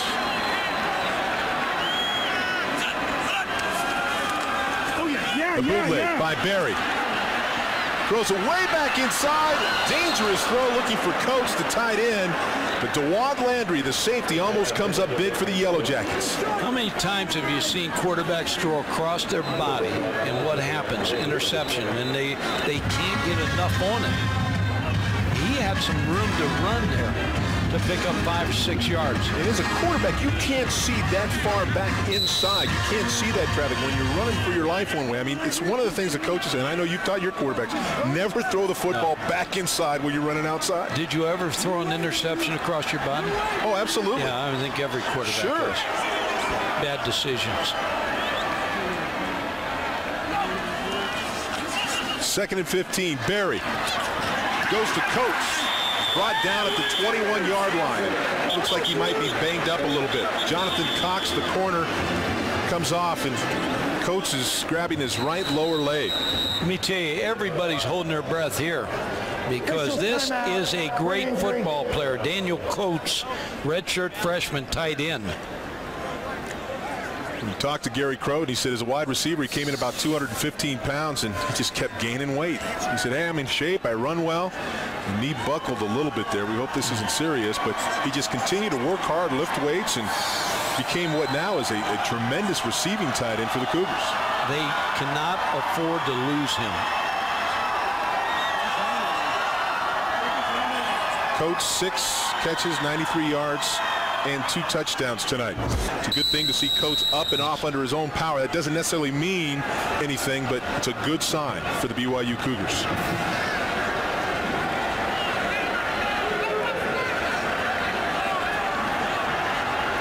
So Matt Berry will face 3rd and 8 now without his primary target. Inside handoff to Tahi.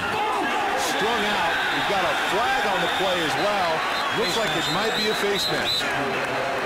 Jarris Wilkinson, converted linebacker, was first there for the Yellow Jackets. And this is a personal foul. That's a big one. You get tired, you make some mistakes. This is a tired defensive football team.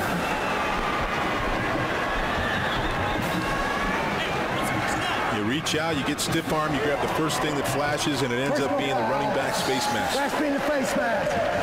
Half the distance to the goal, automatic, first down.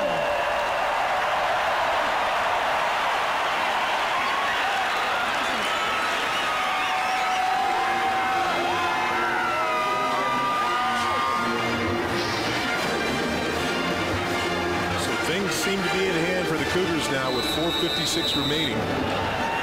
Ball on the 11-yard line, 1st and 10, leading 21-13. And a chance to put some icing on the cake. Berry under center. Tahi off the right side. Hammers his way up inside the 10-yard line before DeJuan Landry. The strong safety is there to make the stop. 4 yards on the game.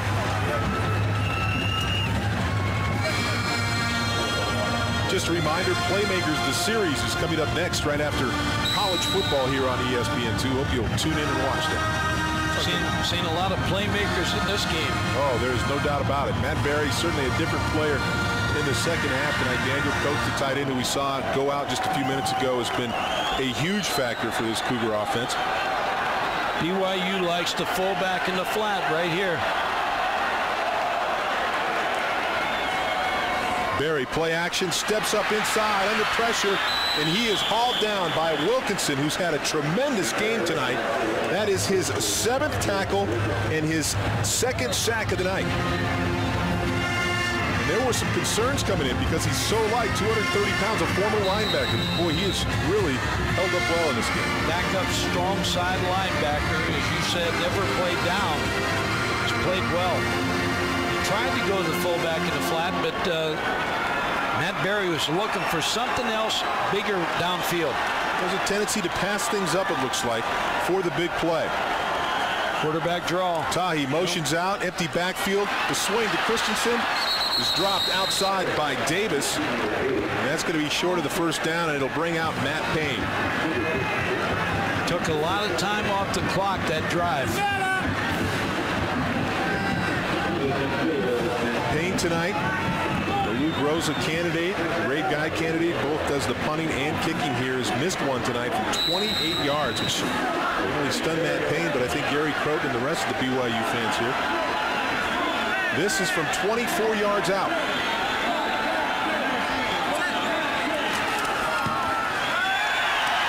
This time, Matt Payne is good.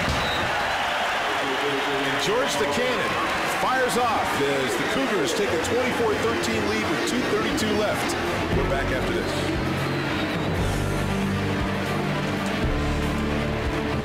Welcome back to Provo, Utah. BYU, having just scored a touchdown, leads the Yellow Jackets now 24-13 with just 2 minutes and 32 seconds remaining in this ball game. A 14-play drive, coach, that ate up 6 minutes and 10 seconds for BYU. Payne, that man, a 24-yard field goal. Missing earlier tonight from 28 yards.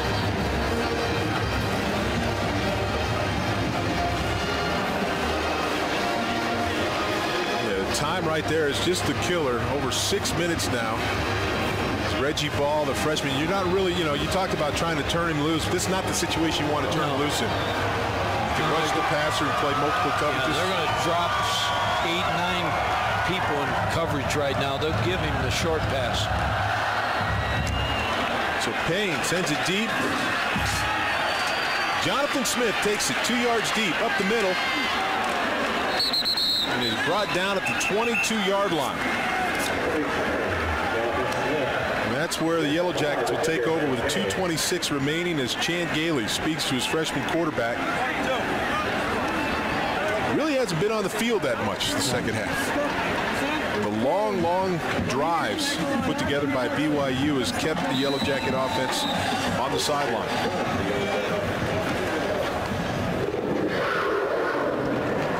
Well, they come out in a 3-wide receiver set.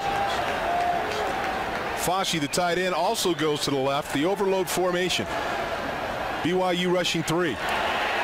Popinga with a sack on ball. Brady Popinga, who had 8 sacks a year ago and really the heart and soul of this defense, the cover boy of the media guide, gets to the quarterback, Reggie Ball, for the first time tonight.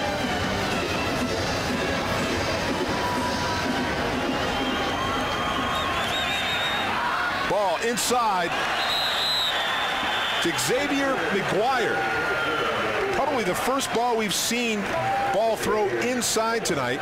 John Burbage is there and almost gets there before the ball does. Mark, I want to talk about A.J. Suggs. He was the quarterback last year that took them to the bowl game against Fresno State. Pretty good numbers when you look at it. They beat Virginia last year, North Carolina State, but the interception ratio to the touchdowns, Chan Gailey decided to go with the freshman Reggie Ball, and A.J. Suggs has been a kind of a leader and a coach on the sideline tonight for Reggie Ball. Suggs has handled it pretty well, although I'm sure he's not happy about the choice. His ball rolls left. Pressure. Avoids it. Back to the right. Looks down the field. The ball intended for Mark Logan. And a late flag comes in now from way off in center field. It's Bryant Atkinson was there to make the play for BYU, and they're calling pass interference now on the Cougars. It's a tough call, Coach. Wow. Late flag. But I think it's a good call. See his hand on the back of the receiver.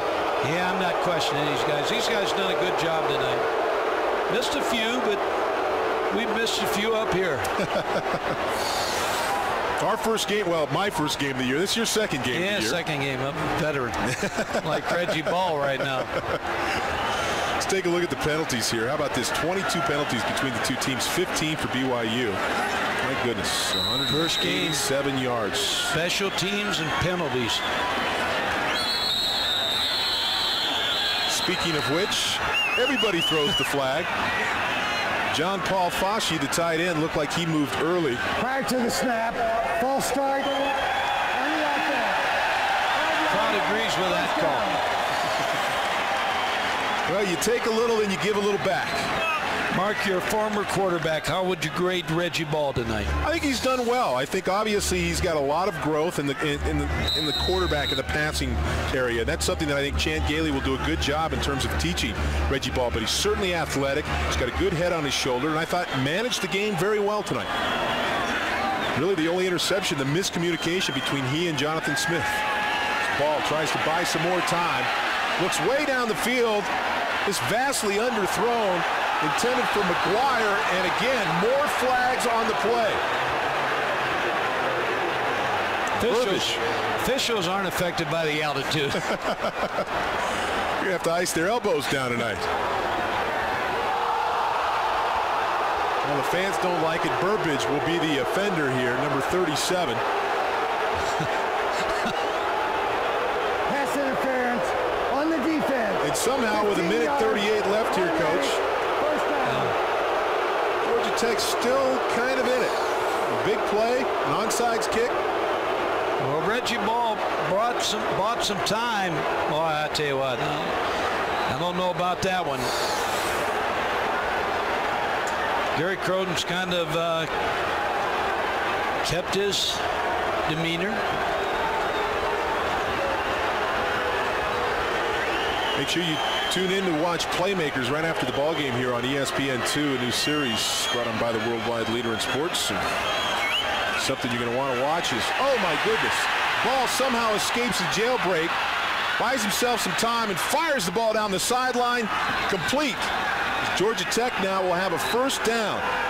Jonathan Smith, his primary target all night, the man to catch the ball, 14 yards on the game.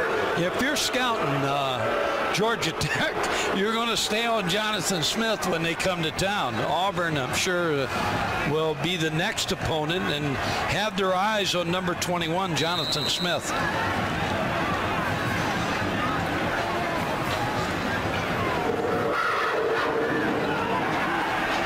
He is the playmaker. He played some running back a year ago, a little defensive back, wide receiver. He can do it all.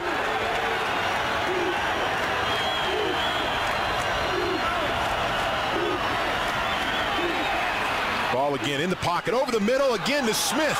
Down inside the 25-yard line before Kip Nielsen drags him down. 20 yards on the completion. Reggie Ball has passed the test tonight. He's going to be a fine quarterback for Georgia Tech. They also have another freshman, Patrick Carter, who A.J. Suggs told me was a real talent also. So two great young quarterbacks. 9 catches for Smith tonight. His Ball throws the ball out in the flat to number 5, Nate Curry. And BYU says, we've got the ball, and again, a turnover. And again, Aaron Francisco, the man who's already swooped up 2 fumble recoveries, makes it 3 on the night. Reggie Ball again with a nice throw. Nate Curry, just when he came down, he fumbled the football. So this one about to wind down. BYU leading 24-13.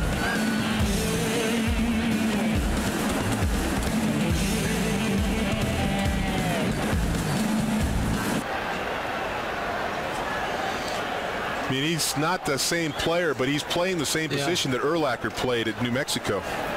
They called it Lobo back here. They call it Cougar back. Yep. Well, that man, number 33, Aaron Francisco, playing the Cougar back for Bronco Mendenhall. Big night. 3 fumble recoveries tonight.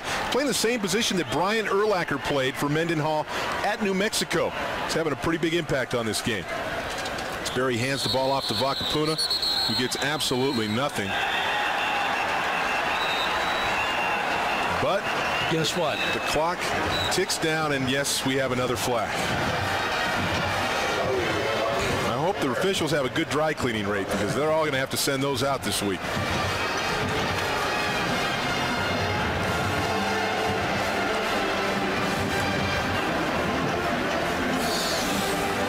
Take another look at it, and Travis Parker, and then the late ad there, Juan Landry in there, gets his hands in the face, and doesn't take much. Mark, I'm heading for Colorado. Colorado State should be a great game. Adrian Carson, Ron Franklin.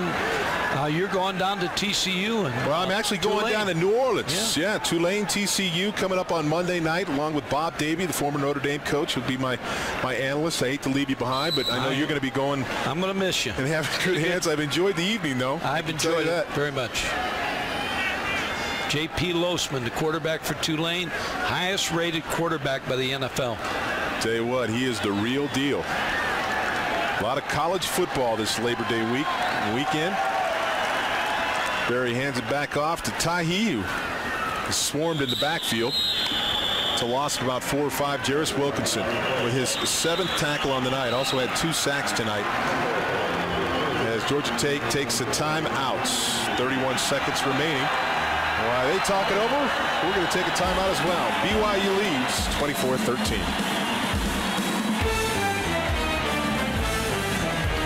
Can't take the pressure off him. No, he played great.